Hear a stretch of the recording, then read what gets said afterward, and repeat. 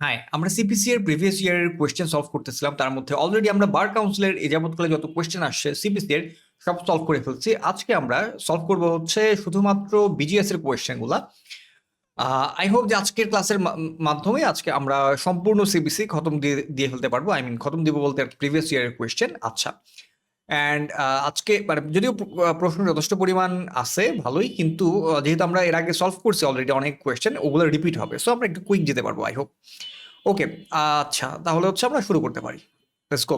আচ্ছা, justice delayed injustice is justice denied, Gladstone বলছে। আর এটা আমি পড়ছিলাম, আমি পড়ার টাইমে লিখে রাখছিলাম। আচ্ছা, যাক আমরা একটু যাওয়া যাক। প্লিডিংস অর্থ কি? আমরা বলছিলাম যে প্লিডিংস মানে আরজিও লিখিত জবাব। যদি প্লিডিং থাকতো, শুধু এসটা না থাকতো প্লিডিং, তাহলে আমরা বলতাম আরজি বা লিখিত জবাব। আচ্ছা ওকে, সামনে আসেন। দেওয়ানি মামলায়, এটা আমি বলছি বহুবার বলছি, এই জন্য আমি আর রিপিট করলাম না। আচ্ছা, দেওয়ানি মামলায় সর্বোচ্চ কত টাকা ক্ষতিপূরণ বাবদ দেওয়া যায়? ক্ষতিপূরণ বাবদ দেওয়া যায়, এটা আগে ছিল 20,000, যে এটা আগে তখন অ্যান্সার ছিল 20,000, বাট এখন অ্যান্সার 20,000 না, এখন এটা হয়ে গেছে কত, 50,000 টাকা। আচ্ছা, এটা কত দেওয়া আছে? 35 এতে দেওয়া আছে। ওকে, এরপর আসেন, দেওয়ানি মামলায় সর্বোচ্চ কত টাকা অ্যাডজর্নমেন্ট কস্ট দেওয়া যেতে পারে? অ্যাডজর্নমেন্ট কস্ট আমরা পড়ছিলাম, সেটা কত? 200 থেকে 2,000 টাকা। 200 থেকে সরি 200 থেকে 1,000 টাকা। 200 থেকে 1,000 টাকা অ্যাডজর্নমেন্ট কস্ট, মুলতবি খরচ। মানে আপনি সময় চাচ্ছেন আদালতের কাছে, সেক্ষেত্রে আপনাকে খরচ দিতে হয়, যে মাননীয় আদালত আমার একটু সময় লাগবে, আমার এই কারণে সময় লাগবে, একটু টাইম দেন আমাকে, আজকে মুলতবি ঘোষণা করেন, আমাকে টাইম দেন। সো আপনাকে টাইম দেওয়া হবে, এটাকেই বলা হয় অ্যাডজর্নমেন্ট কস্ট। 200 থেকে 1,000 টাকা দিতে হয়। আচ্ছা, এখানে কোয়েশ্চেনটা ছিল কোনটা সর্বোচ্চ? সর্বোচ্চ হচ্ছে 1,000 টাকা, যদি সর্বনিম্ন বলতো এটা হয়তো 200 টাকা। আচ্ছা, রিভাইভাল কস্ট নামে একটা কস্ট আছে, এটা একটু মনে রাখবেন, এটা খুবই ইম্পর্টেন্ট। এর আগেও আমরা বার কাউন্সিলের কোয়েশ্চেনে সলভ করছিলাম। সেটা হচ্ছে রিভাইভাল কস্ট হচ্ছে এটা, যে আপনি যে এরকম আপনি মুলতবি খরচ চাই, মুলতবির টাইম চাইছেন, আদালত আপনাকে টাইম গ্র্যান্ট করছে। আচ্ছা ঠিক আছে, আপনি টাইম নেন, আপনাকে টাকা দেওয়ার কথা বলছে, আপনি টাকাটা দেন নাই। সো সেক্ষেত্রে আপনার মোকদ্দমা খারিজ হয়ে গেছে। আপনি যদি বাদী হয়ে থাকেন, আপনার মোকদ্দমা খারিজ হয়ে গেছে। আচ্ছা, আপনার মোকদ্দমা যদি খারিজ হয়ে থাকে, আপনি সেটাকে যদি রিভাইভাল করতে চান, সেক্ষেত্রে আপনার একটাই ওয়ে, সেটা হচ্ছে 2,000 টাকা দিলে আপনার মোকদ্দমা আগের জায়গায় ফেরত যাবে। সেক্ষেত্রে আদালত বাধ্য যে আপনি টাকা দেবেন, আদালত আপনার মোকদ্দমা আগের জায়গায় ফেরায় দেবে। আর এটা দেওয়া হচ্ছে 17 এর 1/7। আমি এটা মনে হয় পড়ার সময় বলছিলাম যে এটা হচ্ছে খুবই মানে মিলে, তো জিনিসটা মনে রাখাটা খুব ইজি। 17 এর 1/7, 17 দেখেন 1/7, 17 অর্ডার 17, রুল 1/7। ওকে, আমরা একটু সামনে যাওয়ার ট্রাই করি। এই যে কথাগুলো খুব চমৎকারভাবে দেওয়া আছে, যদিও এটা এইখানে এই কোয়েশ্চেনটা করে নাই, তারপরে হচ্ছে এই একটা ছক দিয়ে গেছে, এই ছকটা পড়ে ফেলবেন। আমরা হচ্ছে এই ছক থেকে প্রচুর কোয়েশ্চেন আসছে পরবর্তীতে ওই বার কাউন্সিলের এখানে। সো আপনি যদি এই ছকটা একবার যদি পড়ে ফেলতে পারেন, সেক্ষেত্রে আপনার আর পড়তে হবে না। আর সেটা হচ্ছে চূড়ান্ত শুনানির পূর্বে খরচ ছাড়া 4 বার, খরচ সহ 3 বার, টোটাল 7 বার। আর চূড়ান্ত শুনানির পর্যায়ে হচ্ছে খরচ ছাড়া একটাও দেবে না, খরচ সহ 3টা, টোটাল 3। এই যেগুলো হচ্ছে খরচ 200 থেকে 1,000 টাকা, আর বললাম না। আচ্ছা ওকে, খরচ কে পাবে? আচ্ছা, এই টাকাগুলো কে পাবে? যদি এটা যদি বাদী দিয়ে থাকে, সেটা পাবে হচ্ছে বিবাদী। বিবাদী দিয়ে থাকলে পাবে বাদী। বাদী বিবাদী দুজনেই টাইম চাইছে, দুজনের কেউই আসতে পারবে না, সেই ক্ষেত্রে টাকাটা পাবে হচ্ছে রাষ্ট্র। এটা আমরা অলরেডি বহুবার ডিসকাস করছি। আচ্ছা, এই দেখেন, বিবাদী পক্ষ ব্যর্থ হলে খারিজ, সরি বাদী পক্ষ ব্যর্থ হলে খারিজ, বিবাদী পক্ষ ব্যর্থ হলে একতরফা। ওকে, আর পুনর্বহাল কস্ট কে পাবে? বিরুদ্ধ পক্ষ পাবে অফকোর্স। আচ্ছা, অপর পক্ষ পাবে আর কি। এই ক্ষেত্রে আদালত নেবে না, কোনো প্যারা নেই। ডিক্রি জারি মূলে কোনো সম্পত্তি নিলাম বিক্রি হলে কত দিনের মধ্যে টাকা দিতে হবে? 15 দিনের মধ্যে। আচ্ছা, আমরা পড়ছিলাম মনে আছে, ধরেন নিলামে যদি ওঠে, এটা 25% টাকা ইনস্ট্যান্ট দিয়ে দিতে হয়। এই যে ক্রেতা ক্রয় মূল্যের 25% টাকা কর্মকর্তার নিকট দিয়ে দিবে। আচ্ছা, তারপর 15 দিনের মধ্যে, এই যে বাকি 75% আপনাকে দিতে হবে 15 দিনের মধ্যে। এটা আমরা পড়ছিলাম এর আগে। আচ্ছা, আমরা সামনে যে মেডিয়েশন আমরা পড়ছিলাম কি, মধ্যস্থতা বাংলায় বলে। মধ্যস্থতা কি টাইমগুলো মনে আছে? যে আদালত আপনাকে টাইম দিবে যে আপনারা 10 দিনের মধ্যে আপনাদের মেডিয়েটর কি হবে, আপনাদের বস কি হবে, আপনাদের লিডার কি হবে ঠিক করেন। ওকে, আপনারা ঠিক করছেন, করতে পারলে ভালো, না করলে পারা নাই। আপনি আদালত 7 দিনের মধ্যে আপনাদেরকে মেডিয়েটর, আপনাদের বস ঠিক করে দেবে, যে বসের আন্ডারে আপনারা হচ্ছে ডিসিশন নেবেন, আপনারা মধ্যস্থতা করবেন। টোটাল কত? 17 দিন। আচ্ছা ওকে, সো এই 17 দিনের পরে আদালত আপনাদেরকে মধ্যস্থতায় পাঠাবে। শ্যাল রেফার করবে, এটা কিন্তু মে না, শ্যাল অবশ্যই পাঠাবে আদালত আপনাদেরকে। আচ্ছা, রেফার করলো, আপনারা গেলেন, যাওয়ার পর আপনাদেরকে টাইম দেবে 60 দিন। 60 দিনের মধ্যে আপনারা সলভ করেন, 60 দিনের মধ্যে না পারলে এক্সট্রা 30, টোটাল 90 ডেইজ। আচ্ছা, এখানে কোয়েশ্চেনটা হচ্ছে মেডিয়েশন আদেশ হওয়ার পরে সর্বোচ্চ কত দিনের মধ্যে উক্ত মেডিয়েশন, সর্বোচ্চ হচ্ছে কত? 90, মানে 60 আর 30 মিলে 90। এই যে এখানে ডিটেইলগুলো বলে দেওয়া আছে, আপনারা চাইলে একবার পড়ে নেবেন অফকোর্স। আচ্ছা, অস্থায়ী নিষেধাজ্ঞার আদেশ ভঙ্গ করা হলে ভঙ্গকারীকে সর্বোচ্চ কতদিন সিভিল প্রিজন আমরা বলছিলাম, এটা হাইয়েস্ট হচ্ছে 6 মাস, 6 মাসের বেশি হয় না। আর ক্ষেত্রে অস্থায়ী নিষেধাজ্ঞা ভঙ্গ করলে এটা সাধারণত 6 মাস। আপনাকে 6 মাস শাস্তি দেওয়া হবে। আসেন সামনে আসেন। দেওয়ানি মামলার এটা আমরা এর আগেও বলছিলাম, দেওয়ানির যে জেলের ব্যাপারে, কাজে এখানে আর বললাম না। দেওয়ানির জেলের ক্ষেত্রে কে ভরণ পোষণ কে দিত আগে? আগে বাদীকে দিতে হইতো, এখন এটা রাষ্ট্রই দেয়। দেওয়ানি আর কথা কি মনে আছে যে দেওয়ানি কারাগারে কাকে আটক রাখা যাবে না? কাকে আটক রাখা যাবে না মনে আছে? সেটা হচ্ছে একজন মহিলা। আগে নিয়ম ছিল মহিলাদেরকে আটক রাখা যাবে না দেওয়ানি জেল, কিন্তু এখন নিয়ম করছে মহিলা রাখতে পারবে, সমস্যা নেই। তবে মহিলার যদি খুব বৃদ্ধ হয়, প্রেগনেন্ট হয়, বা সন্তানকে দুধ খাওয়াচ্ছে এরকম হয়, অতি বৃদ্ধ হয় বা অতি অসুস্থ হয়, সেই ক্ষেত্রে তাদেরকে দেওয়ানি কারাগারে আটক রাখা যাবে না। দেওয়ানি মামলার আর্জি বাতিল, রিজেকশন অফ প্লেইন্ট হবে কোন ক্ষেত্রে? আমরা বলছিলাম রিজেকশন অফ প্লেইন্ট 7-11 কি কি 4টে ক্ষেত্রে, কি কি 4টা ক্ষেত্রে? একটা হচ্ছে কজ অফ অ্যাকশন নাই, 2 হচ্ছে আপনার পর্যাপ্ত পরিমাণ আপনি হচ্ছে মূল্যমান কম দেখাইছেন আপনার প্রপার্টির, 3 হচ্ছে ছিল আপনি ওই যে স্ট্যাম্প কম মূল্যমানের স্ট্যাম্প পেপারে লিখছেন, 4 কি ছিল তা আমাদের দ্বারা বাড়িত। এই 4টা হইলে আপনার প্লেনটা রিজেক্ট হবে। এখানে কি বলছে কোনটার ক্ষেত্রে প্লেন রিজেক্ট হবে? অফকোর্স তা আমাদের দ্বারা বাড়িতে হবে। যদি এখতিয়ারবিহীন আদালতে দায়ের হয় সেক্ষেত্রে আর্জি রিটার্ন হবে, রিটার্ন। ওকে, সামনে আসেন। ওকে, এই যে 4টা কারণে, এই 4টা কারণের সাথে আরেকটা এক্সট্রা কারণ আছে, সেটা হচ্ছে 7-এর খুব সম্ভবত 9, হ্যাঁ 7-এর 9-এর আচ্ছা এই যে 7-এর 9, হ্যাঁ আরেকটা আছে, সেটা হচ্ছে আরেকটা 5 নম্বর কারণ অ্যাড করছে, সেটা হচ্ছে মানে যতজন বিবাদী তত কপি সমন দিতে হয়, তত কপি আর্জির কপি দিতে হয়। এটাকে বলা হয় হচ্ছে আপনার, মানে এইটাও যদি আপনি না দেন সেক্ষেত্রে আপনার আর্জিটা রিজেক্ট হবে। আচ্ছা এই যে 7-এর 9-এর 1-এর একটু মনে রাখেন। আচ্ছা আমাকে মনে রাখেন, হ্যাঁ। আচ্ছা আর যদি ত্রুটি সংশোধনের টাইম দেয় সেক্ষেত্রে 21 দিন টাইম দেয়, 21 দিন সংশোধনের টাইম দেয়, 21 দিন। ওকে, আমরা সামনে চলে যাই। ওকে, কোন আদালতে মূল মামলা দায়ের করা যায় না? এটা হচ্ছে অতিরিক্ত জেলা জজ আদালত। আমি বহুবার বলছি যে অতিরিক্ত জেলা জজ আদালত তাদের এখানে মূল মামলা, বেসিক মামলা দায়ের করা যায় না, অ্যাকচুয়াল মামলাটা দায়ের করা যায় না। তারা আপিল দেখতে পারে, কিন্তু মেইন মামলা আপনি তাদের এখানে দায়ের করতে পারবেন না। আচ্ছা, বাকি সব আদালতে মূল মোকদ্দমা দায়ের করা যায়। মেন্স প্রফিট বলতে কি বোঝে? এটা আমরা অলরেডি বহুবার পড়ছি। বেআইনিভাবে দখল করে কেউ লাভ খাইছে, সেটাই হচ্ছে অন্তর্বর্তীকালীন মুনাফা। না, অন্তর্বর্তীকালীন মুনাফা কেউ যদি হচ্ছে ধরেন এই সাধারণ বুদ্ধিমত্তায় হইলে আপনি সুদ সহ মুনাফা পাবেন, কিন্তু যদি সে স্বাভাবিক নিয়ম না হয়, সে যদি ওখানে মাথা খাটায় কিছু একটা স্পেশাল কিছু একটা তৈরি করে, সেই ক্ষেত্রে আপনি ওই টাকাটা চাইতে পারবেন না। আমি কিন্তু সব শর্টকাটে বলতেছি এখন, আগের বার আমি ডিটেইলি ভেঙে বলছিলাম, জন্য আমি শর্টকাটে বলতেছি। আপনারা অবশ্যই আগের ক্লাসগুলো দেখে নেবেন। তারপরে যদি আপনাদের কোনো কোয়েশ্চেন থাকে অফকোর্স আমরা লাইভ ক্লাসে ডিসকাস করবো। আচ্ছা, কতক্ষণ হয়েছে? ওয়াও, শেষ করে ফেলতে পারবো আই হোপ। দেওয়ানি আদালতের আদি এখতিয়ারকে কয় ভাগে ভাগ করা হয়েছে? 2 ভাগে। আচ্ছা, দেওয়ানি আদি এখতিয়ার বলছে জন্য 2 ভাগে ভাগ করা হয়েছে। বেসিক প্রধানত হচ্ছে 2 ভাগে। আবার অনেক বইতে 5 ধরনের কথাও বলা আছে। আচ্ছা, সো বেসিক যেহেতু বলছে সেহেতু 2 ভাগে। আচ্ছা, একটা হচ্ছে এলাকা ভিত্তিক, আঞ্চলিক, আর একটা হচ্ছে বিষয়বস্তুগত। আচ্ছা, এমনিতে কিন্তু আরো কিন্তু আছে, যেমন আর্থিক এখতিয়ার আছে, কত টাকা বেস করে আপনার আদালত সাজানো হয়েছে, উপরে নিচে। তারপর হচ্ছে বিষয়বস্তুগত এখতিয়ার আছে, এটা তো জানি। আঞ্চলিকগত এখতিয়ার, এটা আচ্ছা 3টা, এখানে জাস্ট 3টা, একটা অ্যাড করে 3টা হয়েছে।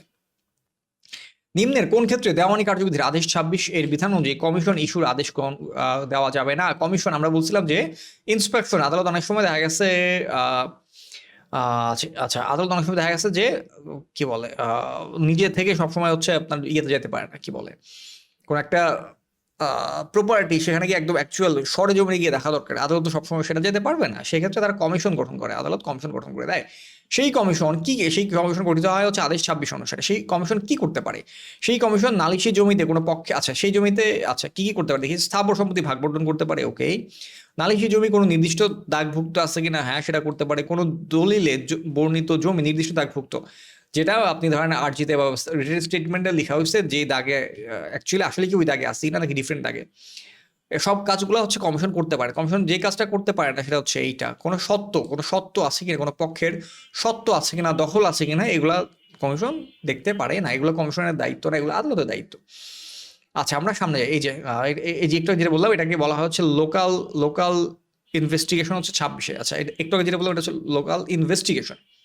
আর লোকাল ইন্সপেকশন যেটা, সেটা বলা হয়েছে হচ্ছে অর্ডার 39-এ, আর হচ্ছে অর্ডার 18-এ হচ্ছে লোকাল ইন্সপেকশন। আর একটা হচ্ছে লোকাল ইনকোয়ারি, এটা হচ্ছে সিআরপি। লোকাল ইনকোয়ারি হচ্ছে সিআরপি। এটা আর কি যেহেতু আলোচনা করছে জাস্ট দিয়ে দিচ্ছে, একবার একটু দেখে রাখেন। একটি সহকারী জজ আদালত নিম্নের কোন সম্পত্তি রায় প্রদানের পূর্বে অগ্রিম ক্রোকের অর্ডার দিতে পারে? এটা আমরা এর আগে পড়ছি। কৃষকের ফসল ক্রোক করা যায় না, কারণ ফসল তো নষ্ট হয়ে যেতে পারে। জারি দরখাস্ত ডিক্রি, আমি কিন্তু বেশি টাইম দিচ্ছি না, যেহেতু আগে এগুলো ডিসকাস করছি। জারি দরখাস্ত ডিক্রির কতদিন পর দায়ের করা হলে রায়কের উপর অবশ্যই নোটিশ জারি করতে হবে। আচ্ছা, কি বলে, আপনি যখন হচ্ছে কোনো ডিক্রি মানে কোনো ডিক্রি যখন জারি করা হবে, আমরা জানি কি ডিক্রি জারি করার জন্যও আবেদন করতে হয়, আদালতকে আবেদন করলে তারপর আদালত ডিক্রি জারি করবে। আদালত ধরেন ডিক্রি দিয়ে দিছে, অ্যানাউন্স করে দিছে, তারপরে ওই ডিক্রি জারি করার জন্য, এক্সিকিউট করার জন্য আপনাকে অ্যাপ্লাই করতে হবে। অ্যান্ড সেই অ্যাপ্লাইটা যদি আপনি 2 বছরের পরে করেন, 2 বছরের পরে করেন, সেক্ষেত্রে হচ্ছে নোটিশ দিতে হবে ওই দায়ীকে, মানে যে হচ্ছে যার বিরুদ্ধে ডিক্রিটা এক্সিকিউট করা হবে, তাকে নোটিশ দিতে হবে। যে 2 বছরের পরে হয়, 2 বছরের মধ্যে হলে নোটিশ দেওয়ার দরকার নেই। আচ্ছা, আমরা সামনে আসি। দেওয়ানি মামলায় তদবিরের অভাবে প্রদত্ত, তদবিরের অভাব মানে হচ্ছে আপনি জান নাই, তদবিরের অভাব মানে হচ্ছে আপনাকে যাওয়ার কথা ছিল, আপনি জানেন। ওই যে বলছিলাম না, অ্যাপিয়ারেন্স এন্ড নন অ্যাপিয়ারেন্স, যেটা কিনা আছে হচ্ছে অর্ডার। আমি কিন্তু খুব ফাস্ট বলতেছি, এটা রিজনটা হচ্ছে আমরা অলরেডি এটা নিয়ে প্রচুর ডিসকাস করে ফেলছি, জন্য আমি ফাস্ট বলতেছি। আচ্ছা, যেটা বলতেছিলাম, অ্যান্ড যেহেতু আরো কোয়েশ্চেন মোটামুটি অনেক, ওকে, যেটা বলছিলাম সেটা হচ্ছে অর্ডার 9। অর্ডার 9 কি আলোচনা করা আছে? Appearance and non appearance. Non appearance মানে কি? অ্যাপিয়ারেন্স এন্ড নন অ্যাপিয়ারেন্স ছিল মানে উপস্থিতি এবং অনুপস্থিতি। মানে হচ্ছে বাদী যদি ধরেন বাদী হচ্ছে গেছে শুনানির টাইমে, বাদী গেছে, বিবাদী যায় নাই। বাদী যদি যায়, বিবাদী না যায়, তাহলে সেটা এক্সপার্টি ডিগ্রি হয়ে যাবে। বিবাদী তুমি আসো নাই, তোমার বিরুদ্ধে দিয়ে দেওয়া হবে, রায় দিয়ে দেওয়া হবে হচ্ছে বাদীর পক্ষে। তারপর হচ্ছে বাদী যায় নাই, বিবাদী আসছে বাট বাদী যায় নাই। বাদী যদি না যায়, সেক্ষেত্রে মোকদ্দমা খারিজ হয়ে যায়। যদি বিবাদী কেউই না যায়, তাহলে হচ্ছে এটা আবার মানে এটাও হচ্ছে মোকদ্দমা খারিজ হয়ে যায়। এটা হচ্ছে অ্যাপিয়ারেন্স নন অ্যাপিয়ারেন্স। আছে এখানে প্রশ্নটা ছিল হচ্ছে ধরেন এই যে দেওয়ানি মোকদ্দমায় মামলায় তদবিরের অভাব মানে হচ্ছে কেউ একজন ধরে যায় নাই, ওকে, প্রদত্ত খারিজ। আচ্ছা, খারিজ যেহেতু হয়েছে, অফকোর্স তার মানে বাদী যায় নাই, বাদী না গেলেই খারিজ হয়। আচ্ছা, অভাবে প্রদত্ত খারিজ আদেশে সর্বোচ্চ কত টাকা খরচ বহন করে সরাসরি রদ করা যায়? এটা আমরা জানি হচ্ছে 1000 টাকা। যদি খারিজ হয়ে যায়, আপনি 1000 টাকা দিলে সেটা আবার পুনর্বহাল হবে। অ্যান্ড যদি এক্সপার্টি ডিগ্রি হয়ে যায়, সেক্ষেত্রে দিতে হয় 3000 টাকা। ওকে, আমি আর এখানে ডিসকাস করলাম না। এটা হচ্ছে ধরেন এই যে অর্ডার 9 আলোচনা করা আছে যে আপনি এরকম জান নাই, আপনি বাদী, আপনি জান নাই, সেক্ষেত্রে আপনি আদালতকে অনুনয় বিনয় করবেন যে আদালত প্লিজ আমাকে মাফ করে দেন। আর সেটা হচ্ছে আপনি 9-এ বলবেন। ধরেন 9-এ আপনি বলবেন না, আপনি বলতে পারেন, আরেকটা অপশন হচ্ছে 9-এর এতে বলা। 9-এ হচ্ছে অনুনয় বিনয় করবেন, হাতে পায়ে ধরবেন, আর 9-এর এতে হচ্ছে টাকা দিবেন, 1000 টাকা, এই নাও টাকা, দেখবেন সব ঠিক হয়ে গেছে। 13তে বলছে হচ্ছে এরকম বিবাদী আসে নাই, বিবাদী 13 থেকে অনুনয় বিনয় করবেন। মাননীয় আদালত, আপনার হাতে পায়ে ধরি আমার মোকদ্দমাটা এক্সপার্টি ডিগ্রি করেন না, এটা বাদ দেন, ওই আদেশটা বাদ দেন। আচ্ছা, সো আদালত তখন কি করবে? আদালত হচ্ছে আপনার মানতেও পারে, না মানতে, আদালতের ইচ্ছা। বাট আপনি যদি টাকা দেন, হ্যাঁ, ওয়ার মানিজ, হ্যাঁ, মানি দিলেই সব ঠিক। 13 আপনি যদি টাকা দেন, সব আগের মতো ঠিক হয়ে যাবে। ওকে, দেওয়ানি মামলার আর্জি ভুল আদালত দাখিল করলে পরিণাম কি হবে? আচ্ছা, অফকোর্স এটা আমরা বহুবার করছি, আর্জি যদি ভুল আদালত দাখিল করা হয়, আর্জি ফেরত দেওয়া হবে 7-10। অ্যান্ড এটার এগেনস্টে কি করা যায়? এটার এগেনস্টে আপিল করা যায়। কেন আপিল করা যায়? কারণটা হচ্ছে 43 এর অর্ডার 43 এর রুল 1 একটা লিস্ট দেওয়া আছে, 25টা আদেশের লিস্ট দেওয়া আছে, যে আদেশগুলোর এগেনস্টে হচ্ছে আপিল করা যায়। নর্মালি আদেশের এগেনস্টে আপিল করা যায় না। বাট এই যে দেখেন, এটার একদম প্রথমটা হচ্ছে 7-10 আর্জি রিটার্ন। ওকে, আমরা একটু সামনে যাওয়ার ট্রাই করি। আমরা কোন পর্যন্ত আসছিলাম? ওকে, এই যে আর্জি ফেরত আছে। আচ্ছা, আমরা এই পর্যন্ত চলে আসলাম। সহকারী জজের রায়ের বিরুদ্ধে কোন আদালত রিভিউ দায়ের করা যায়? আমরা অলওয়েজ বারবার বলছি যে যেই আদালত রায় দিবে, সেই আদালতই হচ্ছে ডিগ্রি মানে রিভিউ করতে পারবে, অন্য আদালত রিভিউ করতে পারবে না। যে আদালত ডিগ্রি দিবে, সেই আদালতই হচ্ছে রিভিউ করবে। ওকে, আমরা একটু সামনে যাই। এখানে হচ্ছে আর তেমন আর এখানে অ্যান্সারটা হচ্ছে রায় প্রদানকারী সহকারী জজ আদালত। সহকারী জজ কিন্তু এখনো নাই, এখন হয়ে গেছে সিভিল জজ। অস্থায়ী নিষেধাজ্ঞা অমান্য করার কারণে আদালত কি আদেশ দিতে পারে? আচ্ছা, আপনি হচ্ছে অস্থায়ী নিষেধাজ্ঞা অমান্য করছেন, আপনাকে কি আদেশ দেওয়া হতে পারে? সেটা হচ্ছে 6 মাসের সশ্রম কারাদণ্ড। আচ্ছা, না, এটা সরি, এটা সম্পত্তি ক্রোক, আপনার সম্পত্তি ক্রোক করা হইতে পারে, এবং 6 মাসের দেওয়ানি জেল দেওয়া হইতে পারে। এটা হচ্ছে আপনি যদি অস্থায়ী নিষেধাজ্ঞা অমান্য করেন। দেওয়ানি আদালতের অর্থ ডিক্রি জারির মামলায় নিম্নের কোন ব্যক্তিকে দেওয়ানি জেলে আটক রাখার আদেশ দেওয়া যাবে না? কোন ব্যক্তিকে দেওয়ানি জেলে আটক রাখা যাবে? এটা হচ্ছে একজন মহিলা। এই যে আমি শুরুতে বলছিলাম, একজন মহিলাকে দেওয়ানি কারাগারে আটক রাখা যাবে না, এটা ছিল আগে নিয়ম, এখন নিয়ম করছে ওল্ড, বৃদ্ধ, ইনফার্ম মানে হচ্ছে গর্ভবতী, তারপর হচ্ছে ধরেন প্রেগনেন্ট, আচ্ছা অসুস্থ, আচ্ছা বাংলাটা দেখেন, বৃদ্ধ, অসুস্থ, গর্ভবতী, স্তন্যদানকারী মহিলা, তাদেরকে হচ্ছে বলা হয়েছে এদেরকে কি বলে দেওয়ানি কারাগারে আটক রাখা যাবে না। ওকে, সামনে আসেন। একটা সেকশন মনে রাখতে পারেন যে টপিকটা যে সেকশন আলোচনা করা আছে, সেটা হচ্ছে সেকশন 56-তে অর্থ পরিশোধের ডিক্রির জন্য। আচ্ছা, ওকে, দেওয়ানি মামলার বিচার্য বিষয় কত প্রকার? দেওয়ানি মামলার বিচার্য বিষয় অফকোর্স 2 প্রকার, একটা হচ্ছে issue of fact, issue of law. Okay, সামনে আসেন। সরকার পক্ষকে নোটিশ প্রদান না করে দেওয়ানি মামলা করলে আপনি, এটা আমরা বলছিলাম যে সরকার, এটা বলা হচ্ছে সেকশন 80-তে সরকার পক্ষকে, এটা খুব ইম্পর্টেন্ট। আর সেকশন 188 হচ্ছে ইন্টারপ্লিডার সুট। আচ্ছা, আগে এটা শেষে করি। 80-তে বলা আছে হচ্ছে যে অফকোর্স আমরা এটা বলছিলাম যে লিখিত জবাব দাখিলের জন্য টাইম হচ্ছে 60 দিন, 30-60 দিন। কিন্তু যদি আপনার বিবাদ যদি হয় সরকার, আপনার বিবাদ যদি হয় সরকার, সেই ক্ষেত্রে আপনাকে অফকোর্স 2 মাস আগে তাকে নোটিশ দিতে হবে যে মাননীয় সরকার আমি আপনার বিরুদ্ধে মোকদ্দমা ফাইল করতে যাচ্ছি। 2 মাস আগে নোটিশ দেওয়া লাগবে। আপনি যদি ধরেন আপনি কথা আপনি নোটিশ দেন নাই, সেই ক্ষেত্রে লিখিত জবাব দাখিলের সাধারণত টাইম হচ্ছে 30-60 দিন। বাট এটা যদি সরকার হয় আর আপনি যদি নোটিশ না দিয়ে থাকেন, তাহলে আদালত টাইম পাবে 3 মাস, অ্যাটলিস্ট 3 মাস, 3 মাসের বেশি হইতে পারে। আচ্ছা, অনন্য কতদিন সময় দিবে? আচ্ছা আচ্ছা, সরকার বিবাদীকে লিখিত নোটিশ প্রদান না করে আপনি লিখিত বিবৃতির জন্য টাইম দিতে হবে, টাইম হচ্ছে 3 মাস। দেওয়ানি আদালত কর্তৃক প্রদত্ত নিম্নের কোন সিদ্ধান্তের বিরুদ্ধে আপিল করা যাবে না? আচ্ছা, কোন সিদ্ধান্তের বিরুদ্ধে আপিল করা যায় না সেটা হচ্ছে কোথায় কোথায় কোথায় একটা না না পক্ষদের সম্মতিমূলক ডিক্রি। আমি বলছিলাম যে সম্মতিমূলক ডিক্রি, সোলে ডিক্রি, এই টাইপের ডিক্রিগুলোতে আপিল করা যায় না, আপিল করা যায় না। সেক্ষেত্রে আমরা আরেকটা তথ্য পড়ছিলাম, যদি সেটা 89 হয়, 89 হয়, 89 এর এ, 89 ছিল হচ্ছে 89 এর এ যদি হয় মধ্যস্থতায় যদি হয় সেটার এগেইনস্টে আপিল রিভিশন কোনোটাই করা যায় না, সেটার এগেইনস্টে রিভিউ করতে হয়।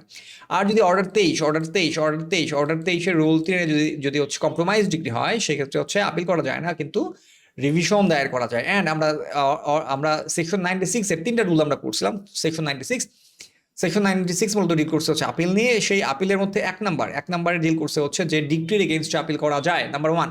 নাম্বার 2 কি ছিল? যে এক্সপার্টি ডিক্রি এগেইনস্টে আপিল করা যায়। আচ্ছা, একে কি ছিল? যে ডিক্রি এগেইনস্টে আপিল করা যায়। 2 ছিল হচ্ছে এক্সপার্টি ডিক্রি এগেইনস্টে আপিল করা যায়। 3 হচ্ছে সোলে ডিক্রি এগেইনস্টে আপিল করা যায় না। এই যেটার কথাই বলছে 89 এর এতে সোলে ডিক্রি এগেইনস্টে আপিল করা যায় না।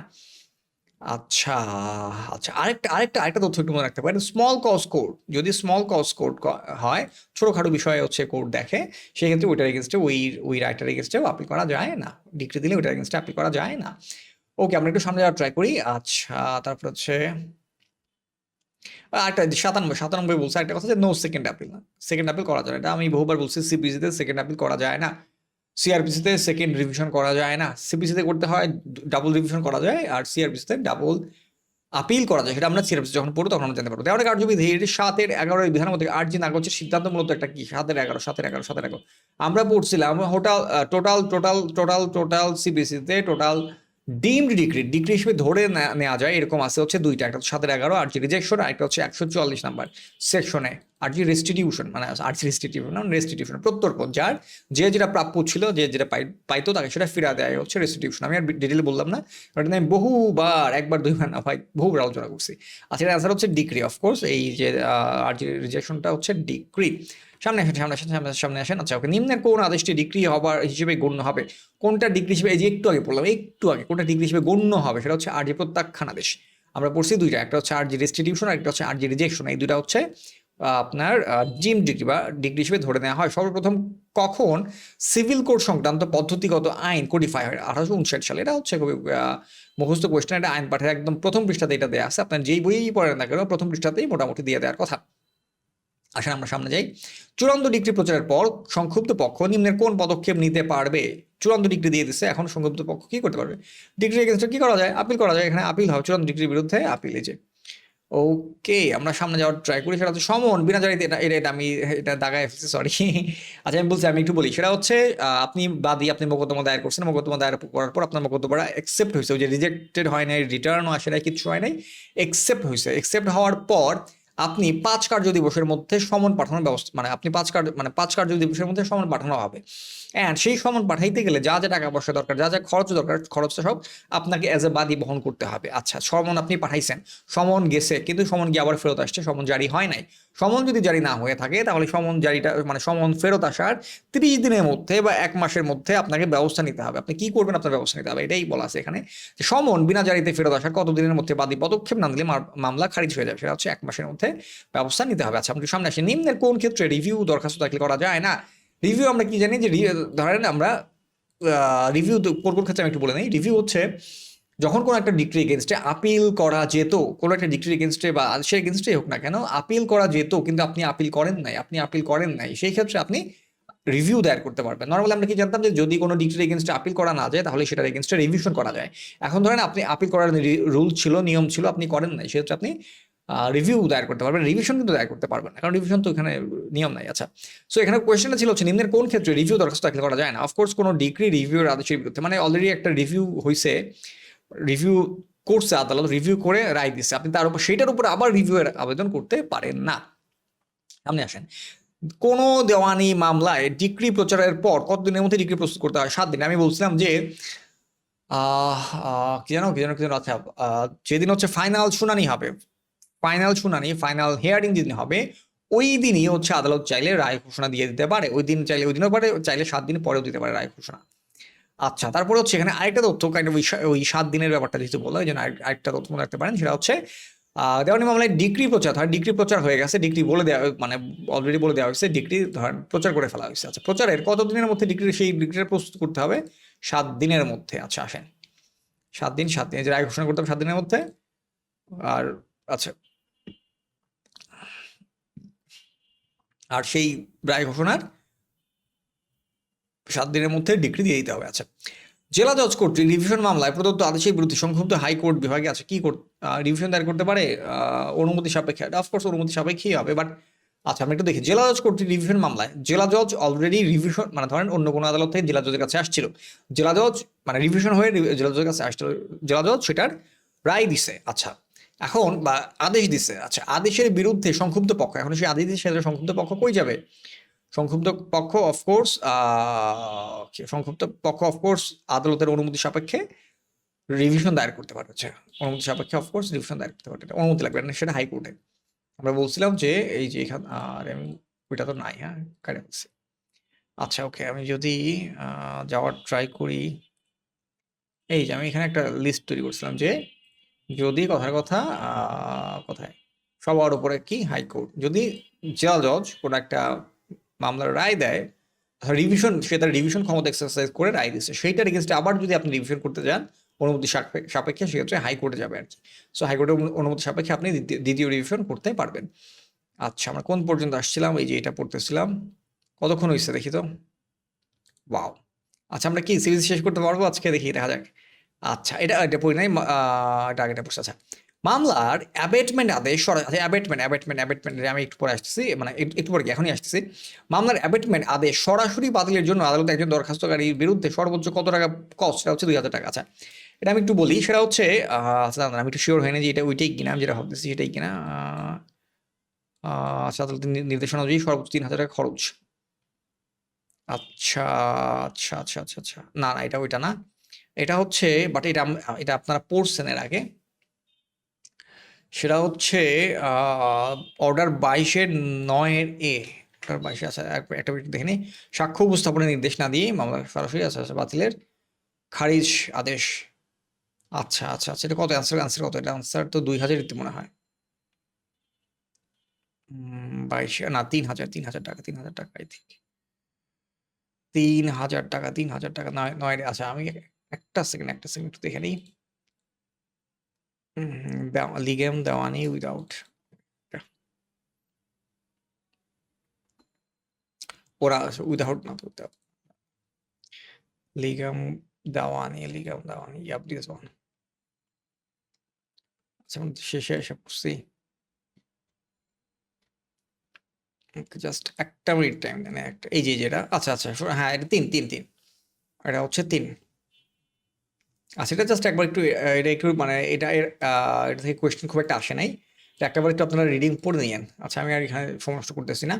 এটা হচ্ছে 3,000 টাকা, 3,000 টাকা, ওইটা আনসার 2,000 না, সরি 3,000। আচ্ছা, কোনো পক্ষের মৃত্যুর কারণে কত? ও আচ্ছা, ওকে, মনে পড়ছে এটা কোনটা। সেটা হচ্ছে ও আগের ব্যাখ্যাটাতে খুব চমৎকারভাবে দিচ্ছিল। সেটা হচ্ছে কোনো একটা পক্ষের মৃত্যু হয়েছে, মৃত্যু হওয়ার পর যেটা হয় সেটা 90 দিনের মধ্যে কোনো একটা পক্ষের মৃত্যু হয়। এটা আমি এখন মনে পড়ছে, এটা ডিসকাস করছিলাম আগের কোনো একটা সলিউশনে। কোনো একজন পক্ষ মারা গেছে, সেই পক্ষ মৃত্যুর দিনের থেকে 90 ডেজের মধ্যে পক্ষভুক্তি হওয়ার আবেদন করা লাগবে। মানে যারা হচ্ছে তার উত্তরাধিকারী বা হচ্ছে রিপ্রেজেন্টেটিভ, তারা হচ্ছে অ্যাপ্লাই করতে পারবে যে হচ্ছে আমার এই যে পক্ষ মারা গেছে, আমি হচ্ছে পক্ষ হইতে চাই 90 দিনের মধ্যে।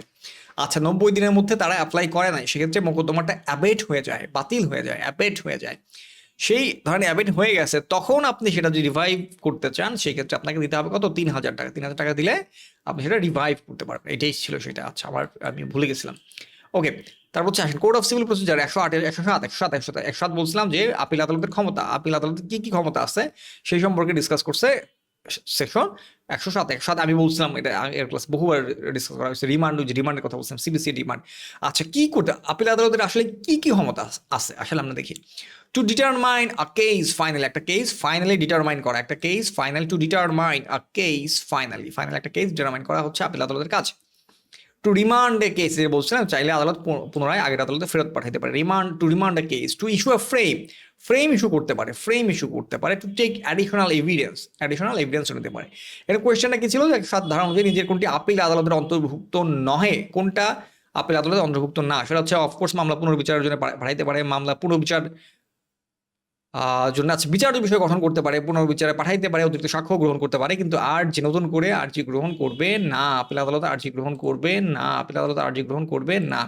একজন জেলা জজ কোড অফ সিভিল প্রসিজার 1908 অনুসারে সহকারী জজের নিচের কোন আদেশের বিরুদ্ধে রিভিশন ক্ষমতা প্রয়োগ করতে পারেন। আচ্ছা, এটা মনে হইতে পারে অনেক কঠিন কোয়েশ্চেন, আমার খুবই সহজ।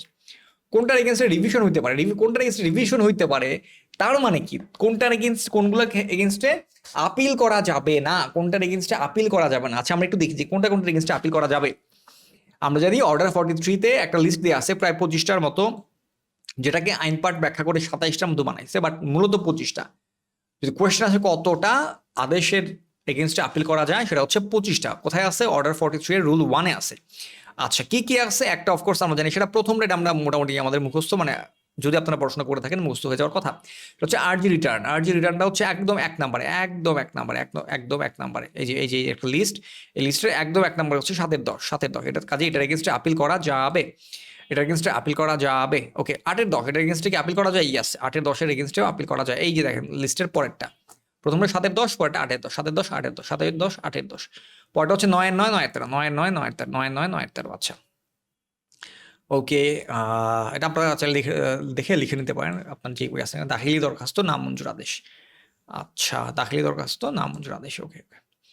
আচ্ছা, দাখিলি দরখাস্ত নামঞ্জুর আদেশ, আচ্ছা, ওকে। আমি কোথাও না কোথাও দেখে লিখে রাখছিলাম আর কি অ্যাকচুয়ালটা। আচ্ছা, আমরা কি দেখলাম? 7-10 আছে, 8-10 আছে, 9-13। আচ্ছা, এখানে আমরা একটু দেখি। আচ্ছা, 9 গয়ে বলছে কি অর্ডার 9 অনুসারে দাখিলি দরখাস্তের নামঞ্জুর আদেশ। আচ্ছা, তারপর হচ্ছে 9-13 কি আছে অনুযায়ী দাখিলি দরখাস্ত মঞ্জুর আদেশ। আচ্ছা, দুইটাই হচ্ছে এখানে আপনারা এখানে পড়লেই পাবেন, আমরা ব্যাখ্যাতে গেলেই পাবেন যে এখানে একটু দেখেন অর্ডার 9-13-তে রুল 9-13 দাখিলি দরখাস্ত মঞ্জুর আদেশ হচ্ছে আপিল অযোগ্য। 9-13 সেটা যদি হচ্ছে না মঞ্জুর হয় সেক্ষেত্রে আপিল করা হবে, না মঞ্জুর হইলে আপিল করা, এই 9-13 না মঞ্জুর হলে যে আপিল করা হবে এটা এই লিস্টে দেওয়া আছে। 9-13 এই যে আমি লিখে রাখছি এখানে, দাখিলি দরখাস্ত না মঞ্জুর, দুইটাই হচ্ছে না মঞ্জুরের ক্ষেত্রে। হ্যাঁ, না মঞ্জুরের ক্ষেত্রে আপনি আপিল করতে পারবেন যদি না মঞ্জুর হয়। আচ্ছা, না মঞ্জুর কিসের না মঞ্জুর আছে এটা একটু বোঝানোর ট্রাই করি। আমরা পড়ছিলাম ওই যে অ্যাপিয়ারেন্স নন অ্যাপিয়ারেন্স মনে আছে? আচ্ছা, অ্যাপিয়ারেন্স নন অ্যাপিয়ারেন্সের মধ্যে বিবাদী যায় নাই, বিবাদী যদি না যায় কি হয়? এক্সপার্টি ডিগ্রি হয়। এক্সপার্টি ডিগ্রি এখন দিয়ে দিছে, এখন আপনি গেছেন আবার এক্সপার্টি ডিগ্রি ধরেন দিয়ে দিছে, আপনি কি করতে পারেন? ওই এক্সপার্টি ডিগ্রির এগেনস্টে আপিল করতে পারেন। আমরা জানি ডিগ্রির এগেনস্টে আপিল করা যায়, এক্সপার্ট ডিগ্রির এগেনস্টে আপিল করা যায়। আপনি আপিল করতে পারতেন। আচ্ছা, ধরেন আপনি ওই সাইডে ওই দিকে যান নাই, আপিল করতে যান নাই, আপনি কি করছেন? আপনি আবেদন করছেন যে ওই যে একতরফা ডিগ্রি যে বাতিল হয়েছে, সরি, ওই যে একতরফা ডিগ্রি যে দেওয়া হয়েছে ওটা যেন বাতিল করা হয়, একতরফা ডিগ্রি যে দেওয়া হয়েছে ওটা যেন বাতিল করা হয়, সেই জন্য আপনি অ্যাপ্লাই করছেন, আবেদন করছেন। আপনার ওই অ্যাপ্লিকেশনটা রিজেক্টেড হয়েছে, না মঞ্জুর হয়েছে, সেই ক্ষেত্রে আপনি এই এই অর্ডার 43 এর রুল 1-এর এই 25টা লিস্টের এই 4 নাম্বারটা অনুযায়ী আপনি, 4 নাম্বারটা আপনার মনে রাখা লাগবে এমন না, মানে এইটা অনুযায়ী আপনি হচ্ছে আপিল করতে পারতেন। আচ্ছা, এটা হচ্ছে যদি না মঞ্জুর হয়, যদি মঞ্জুর হয়ে যায় তাহলে তারা আপিল করতে পারবেন না। মঞ্জুর হয়ে গেলে আপনাকে রিভিশন করতে হবে, মানে অপর পক্ষ আর কি, মঞ্জুর হইলে এক পক্ষ করবে, মঞ্জুর না হলে তো আরেক পক্ষ করবে অফকোর্স। আচ্ছা, তার মানে অর্ডার 9 রুল 13 অনুযায়ী দাখিলি দরখাস্ত যদি না মঞ্জুর হয় সেটা আপিল যোগ্য। এখানে আমরা পড়তেছিলাম যে কোনটা রিভিশন যোগ্য, তাই তো? কোনটা রিভিশন? আচ্ছা, না মঞ্জুর যেটা এটা আপিল যোগ্য, কাজে এটা তো না, আনসার হচ্ছে ঘ। আচ্ছা, হচ্ছে ঘ, যেটা মঞ্জুর হলে সেটাতে এগেইনস্ট রিভিশন দায়ের করতে হবে। ওকে, এখন আমরা সামনে যাই। একটি জেলা জজ আদালতে নিম্নের কোন বিচারিক কার্যক্রমের বিরুদ্ধে নিষেধাজ্ঞা দিতে পারে? নিষেধাজ্ঞা কোনটার এগেইনস্টে দেওয়া হইতে পারে? আচ্ছা, অফকোর্স তার অধস্থ তো দেওয়ানি আদালতের কার্যক্রম। একটা জেলা জজ আদালত চাইলে তার নিচের কোন আদালতের আদালত ওখানে প্রভাব খাটাইতে পারে। হ্যাঁ, সেখানে হচ্ছে উনি কি কাজ করতে পারে, নিষেধাজ্ঞা জারি করতে পারে। ওকে, আমরা একটু সামনে যাওয়ার ট্রাই করি। বাদীর আরজি সংশোধনের দরখাস্ত নাম মঞ্জুরের আদেশের বিরুদ্ধে প্রতিকার কি? বাদীর আরজি সংশোধনীর দরখাস্ত, বাদীর আরজি সংশোধনীর, আচ্ছা, দরখাস্ত নাম মঞ্জুরের আদেশ, এটা রিভিশন হবে, রিভিশন। আচ্ছা, কেন রিভিশন হবে? এটা রিজনটা হচ্ছে এইটা, ওই যে আমরা একটা লিস্ট পড়ছি না, আচ্ছা এখানে কি এটা, ও এটা তো ছিল, ছিল তো ওই যে বার কাউন্সিলের কোয়েশ্চেন সলভ করছিলাম। আচ্ছা আমি একটু বলি, আরজি সংশোধন, আরজি সংশোধন বা প্লিডিংস সংশোধন, এটা আলোচনা করা আছে হচ্ছে 6-17-তে প্লিডিংস সংশোধন। আচ্ছা, সো এই প্লিডিংস সংশোধন, এখন যদি মানে আপনি যদি আরজি সংশোধনের কথা বলে, আরজি সংশোধনের দরখাস্ত নামঞ্জুর। আচ্ছা, আরজি আপনি অ্যাপ্লাই করছেন, আপনি দরখাস্ত করছেন আরজিটা যেন সংশোধন করতে পারেন, এই জন্য আপনি দরখাস্ত করছেন। আচ্ছা, দরখাস্ত করার পর সেটা নামঞ্জুর হয়েছে, সেটা নামঞ্জুর হয়েছে, এটার এগেনস্টে আপিল করা যায় না। মানে এটা তো অফকোর্স একটা আদেশ, প্রথম কথা হচ্ছে এটা আদেশ, আদেশ এগেনস্টে কি করা যায়, রিভিশন করা যায়। বাট কিছু কিছু আদেশ আছে যেগুলো এগেনস্টে আপিল করা যায়, সেগুলো কোথায় আছে? সেগুলো 43-তে আছে। 43-তে হচ্ছে কি, তাহলে এটা আছে, এই যে 6-17 এটা কি আছে? অ্যান্সার হচ্ছে না, অফকোর্স নাই, কারণ শুরুই হয়েছে হচ্ছে 7-10 থেকে, অফকোর্স এটা নাই, কাজে এটার এগেনস্টে হচ্ছে রিভিশন করা যাবে। আচ্ছা, আমি কিন্তু খুব ফাস্ট বলতেছি, আবারও বলতেছি, যদি আপনারা ক্লিয়ার না হয়ে থাকেন অফকোর্স আগের ক্লাসগুলো একবার দেখে নেন, চেক করে দিয়ে, এগুলো এগুলো আলোচনা করছি। দুটি পৃথক মামলায় ভিন্ন দুজন বাদী একই বিবাদীর বিরুদ্ধে একই সম্পত্তির ব্যাপারে একই শর্ত দাবি করলে কোনটা সঠিক? আচ্ছা, দুইটা মামলা, এটা এটা হচ্ছে, আচ্ছা দুটা, আচ্ছা আচ্ছা আচ্ছা, দুইটি মামলার বিচার একত্রে চলবে। আচ্ছা আচ্ছা আচ্ছা, দুইটা মামলার বিচার একত্রে চলবে। আচ্ছা, এই যে এখানে বলছে, এখানে ব্যাখ্যা দিচ্ছে যে তাই। আচ্ছা, মোকদ্দমার ক্ষেত্রে মোকদ্দমা দুটি একত্রে অ্যানালোগাস হিয়ারিং করা যেতে পারে। আচ্ছা, সেটা হচ্ছে 151 অনুযায়ী। আমরা কি বলছিলাম, 151-তে কি আছে? আদালতের সহজাত ক্ষমতা আছে। সহজাত ক্ষমতা কি, আদালত অনেক সময় নিজে নিজে অনেক ডিসিশন নিতে পারে যেগুলো সিপিসিতে ডিরেক্টলি নাই। সো আদালত এখানে ডিসিশন নিতে পারে যে দুইটা মামলা একত্রে চলার ডিসিশন নিতে পারে 151 দিয়ে। দেওয়ানি মামলায় পেরেম্পটরি হিয়ারিং এর পূর্ববর্তী কস্ট ছাড়া কতটি মুলতবি আদেশ। আচ্ছা, আমরা কি জানি যে কস্ট মানে আপনার মুলতবি ঘোষণার কি মুলতবি না নাকি? ও আচ্ছা, দেওয়ানি মামলায়, আচ্ছা আচ্ছা হ্যাঁ মুলতবি তো। মুলতবির ক্ষেত্রে আমরা কি জানি যে এই পেরেম্পটরি হিয়ারিং এর আগে আগে হচ্ছে খরচ ছাড়া 4 বার, খরচ সহ 3 বার, টোটাল 7 বার। হিয়ারিং এর টাইমে খরচ ছাড়া আপনাকে আপনাকে চান্স দেবে না, খরচ সহ আপনাকে 3 বার চান্স দেবে। আর এখানে কোয়েশ্চেনে কি করছে, পূর্বে আছে, পূর্ব পর্যন্ত আগের আগের কথা বলছে, খরচ কস্ট ছাড়া, তাহলে 4টা, কস্ট ছাড়া 4, কস্ট সহ 3, টোটাল 7। আরজিতে উল্লিখিত বক্তব্য, কতক্ষণ হয়েছে? ওকে, আই হোপ শেষ করতে পারবো আজকে পুরাটাই। আরজিতে উল্লিখিত বক্তব্য লিখিত বর্ণনায় অস্বীকার না করা হয়, এটা আমরা বলছি যে আরজিতে উল্লিখিত, আপনি বাদী, আপনি হচ্ছে আরজিতে অনেক কিছু দাবি দাওয়া পেশ করছেন, আমি বিবাদী, আমি গিয়ে হচ্ছে যেগুলা ধরেন কি বল, যেগুলা ধরেন আমি মানে কিছু আছে আমি অ্যাডমিট করছি, কিছু আছে আমি অ্যাডমিট করি নাই, যদি এরকম হয় যে আমি স্পষ্টত অস্বীকার করি নাই, না করি নাই, সেক্ষেত্রে আদালত ধরে নেবে যে আমি স্বীকার করে নিছি সেটা। সো এটা হচ্ছে আদালত তখন স্বীকৃতি, সেটা হচ্ছে স্বীকৃতি বলে গণ্য হবে। এবং আমরা জানি যে স্বীকৃতির উপর বেস করে জাজমেন্ট দিয়ে দেওয়া যায়, স্বীকৃতির উপর বেস করে জাজমেন্ট দিয়ে দেওয়া, সেটা হচ্ছে অর্ডার 12 রুল 6, অর্ডার 12 রুল 6। আর জাজমেন্ট অন অ্যাডমিশন খুব ইম্পর্টেন্ট। আচ্ছা, আমরা একটু সামনে যাই। নিম্নের কোন ক্ষেত্রে মামলা অ্যাবেট হওয়ার কারণ, আগেটাই সলভ করছি, হ্যাঁ, নিম্নের কোন ক্ষেত্রে মামলা অ্যাবেট হওয়ার কারণ উদ্ভব হতে পারে? অ্যাবেট মানে কি, মামলা বাতিল হয়ে যাবে। এটা অ্যান্সার হচ্ছে প্রতিদ্বন্দ্বীদের দেউলিয়াত্ব। এর কারণটা হচ্ছে যদি প্রতিদ্বন্দ্বী পক্ষের মৃত্যু হয়ে যায়, তাহলে তো হচ্ছে ওই যে আমরা বললাম না একটু আগে, যে রিপ্রেজেন্টেটিভ বা হচ্ছে যারা হচ্ছে পরবর্তীতে সেই মামলাটা সামনে নিয়ে যেতে চায়, তার উত্তরাধিকার, তারা চাইলে অ্যাড হইতে পারে ওই মামলাতে। কিন্তু কোনো প্রতিদ্বন্দ্বী যদি দেউলিয়া হয়ে যায়, প্রতিদ্বন্দ্বী বলতে স্পেশালি ধরেন বিবাদী দেউলিয়া হয়ে গেছে, তার টাকা নেই, সে আর দেবে থেকে, সো সেক্ষেত্রে মামলাটা অ্যাবেট হয়ে যেতে পারে। আচ্ছা, বিবাদী যদি দেউলিয়া হয়, যে এখানে আছে যে বিবাদী যদি দেউলিয়া হয়, সেক্ষেত্রে মোকদ্দমা অ্যাবেট হবে। বাট বাদী দেউলিয়া হলে সেটা তো মোকদ্দমা অফকোর্স অ্যাবেট হবে না। মধ্যস্থতার মাধ্যমে প্রদত্ত আপোষ ডিগ্রির কারণে কোনো পক্ষ সংক্ষুব্ধ হলে তার প্রতিকার কি? আমরা বলছিলাম যে মধ্যস্থতার ক্ষেত্রে 89-এর এর ক্ষেত্রে, সেই ক্ষেত্রে যেই ডিগ্রিটা দেওয়া হবে, সেই ডিগ্রির এগেনস্টে আপিলও করা যায় না, রিভিশনও করা যায় না, করতে হবে রিভিউ। কিন্তু এখানে রিভিউটা নাই, সেখানে অ্যান্সার হবে কোনোটি নয়। আমরা একটু সামনে যাই। একতরফা ডিগ্রির বিরুদ্ধে বিবাদের প্রতিকার, যদি একতরফা ডিগ্রি দিয়ে দেয়, আপনি কি করতে পারেন? আপনি আপিল করতে পারেন একতরফা ডিগ্রি, আপনি রিভিউ করতে পারেন, অফকোর্স রিভিউ তো করা যাবেই। একতরফা ডিগ্রি আবার রদের আবেদন করতে পারেন, যে একটু আগে আমরা পড়ছিলাম যে একতরফা ডিগ্রি টাকা দিয়ে আপনি রদের আবেদন করতে পারেন, সরাসরি করতে পারেন, অন্য এমনিও করতে পারেন। আর এক্ষেত্রে সবগুলা প্রতিকার বিদ্যমান। এটা হচ্ছে 9-13-তে।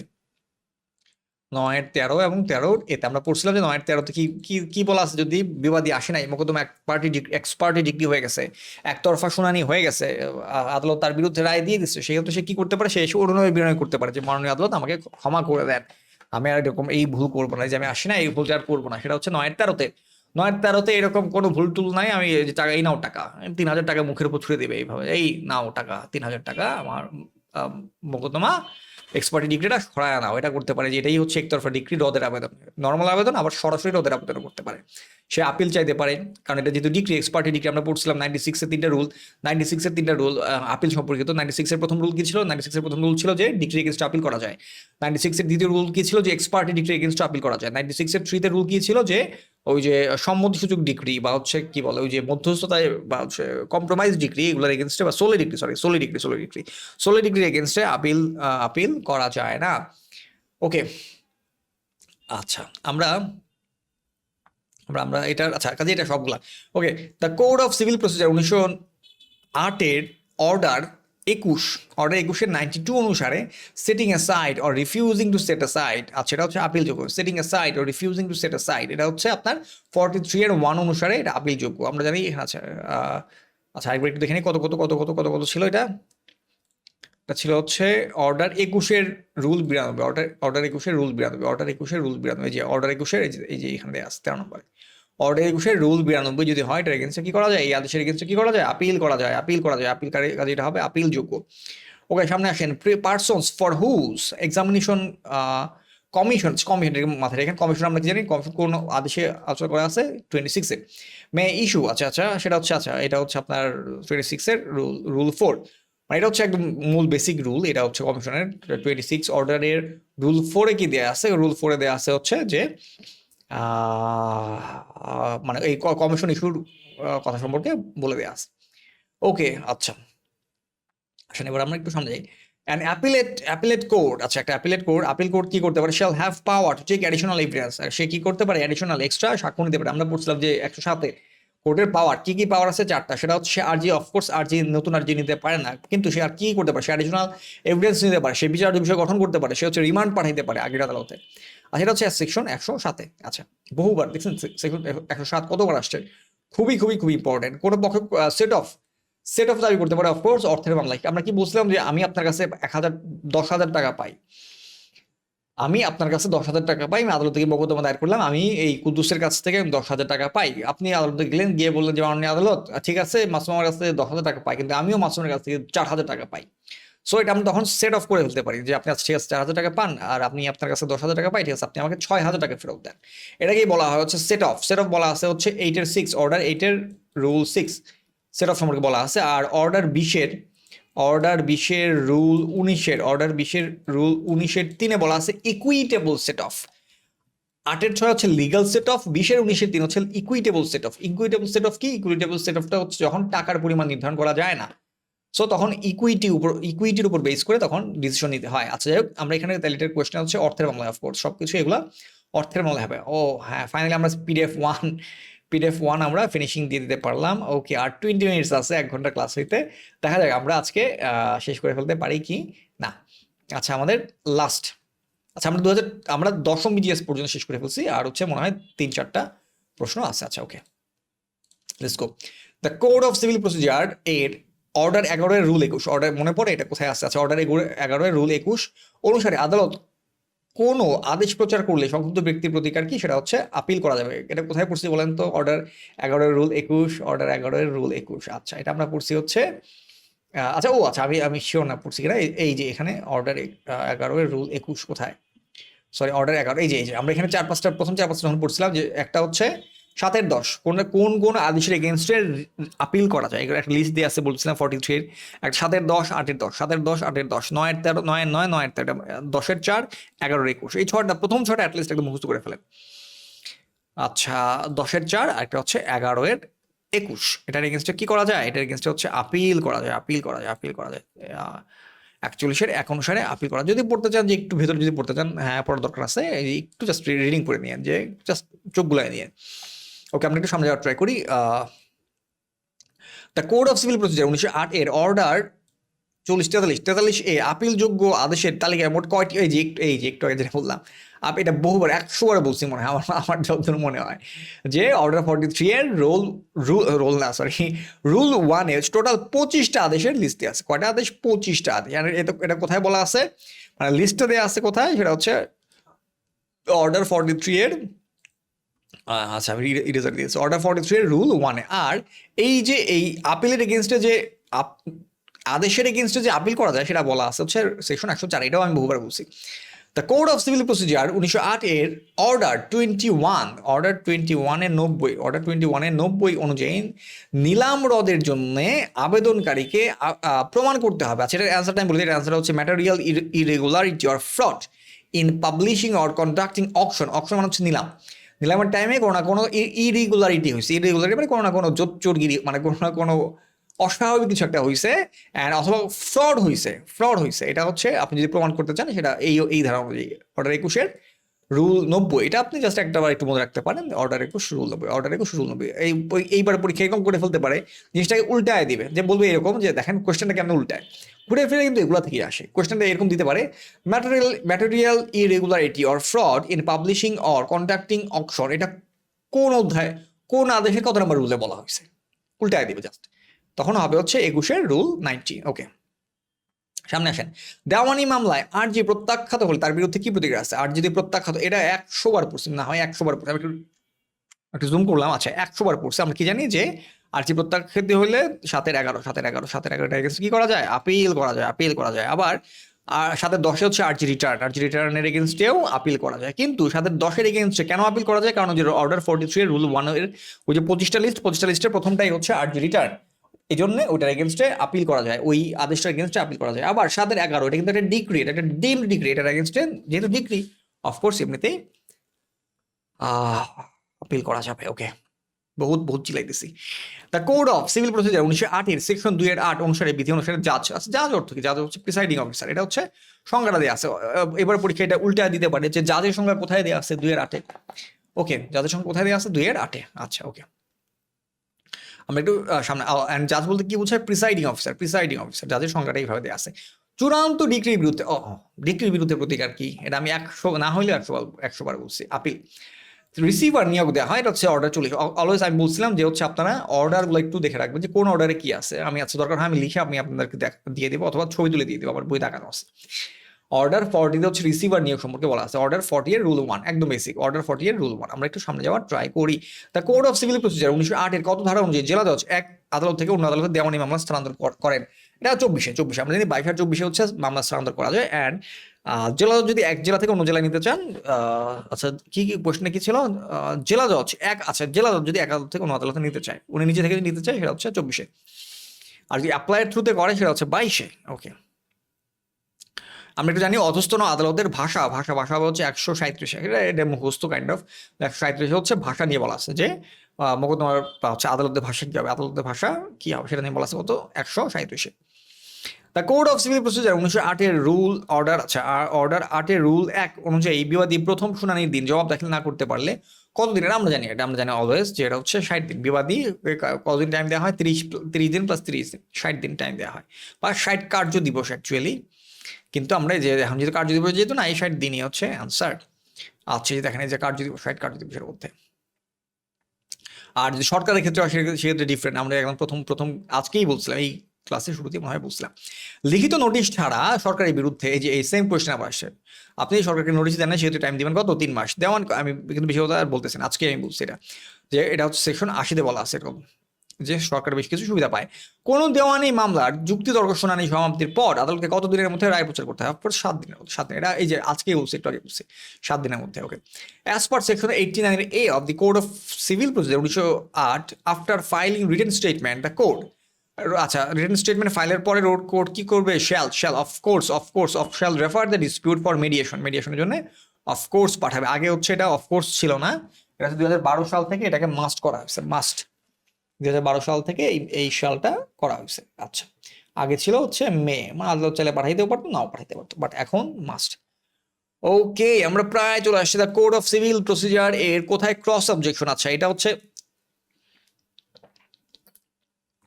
হচ্ছে আপনারা একটু পড়ে ফেলেন, মুখস্থ করে ফেলেন, কিছু করা নাই। এই কারণেই সব কি বলে সব সব রুল তো আর আমরা পড়তে পারবো না। আর আমি আপনাদেরকে বারবার বলছিলাম যে হায়ার স্কুলে 5 থেকে 7টা কোয়েশ্চেন প্রিভিয়াস ইয়ারে আসছে, যেখানে শুধু ডিরেক্ট হচ্ছে অর্ডারের রুল চাইছে, তার মধ্যে এটা একটা। এইবার পরীক্ষায় এটা যদি চেঞ্জ করে দিতে চাই, এইভাবে দিতে পারে যে অর্ডার 21-এর রুল 22-এ কি বলা আছে। 21 না, সরি 41, অর্ডার 41-এর রুল 22-এ কি বলা আছে, ক্রস অবজেকশনের সম্পর্কে বলা আছে। জাস্ট একটু আপনার একটু দেখে নিলেন। The code of civil procedure 1908-এর অর্ডার 8 এ লিগাল সেট অফ, যে একটু আগে সলভ করছে ভাই, লিগাল সেট অফ হচ্ছে 8-এর 6। আর ইকুইটেবল সেট অফ কত মনে আছে? ইকুইটেবল সেট অফ ছিল 20-এর 3, 20-এর 19-এর 3। Okay, the code of civil procedure 1908-এর অর্ডার 7-এর রুল 11। ভাই কতবার যাচ্ছে রিজেকশন, কয়টা কারণ রিজেক্ট হতে পারে? 4টা কারণে। আমরা এটা আমাদের বলতে বলতে বলতে বলতে আমি ভাই টায়ার্ড হয়ে গেছি জিনিস। ডিসকভারি বাই ইন্টারোগেটরিস, এটা কতদিনের মধ্যে? 10 দিন।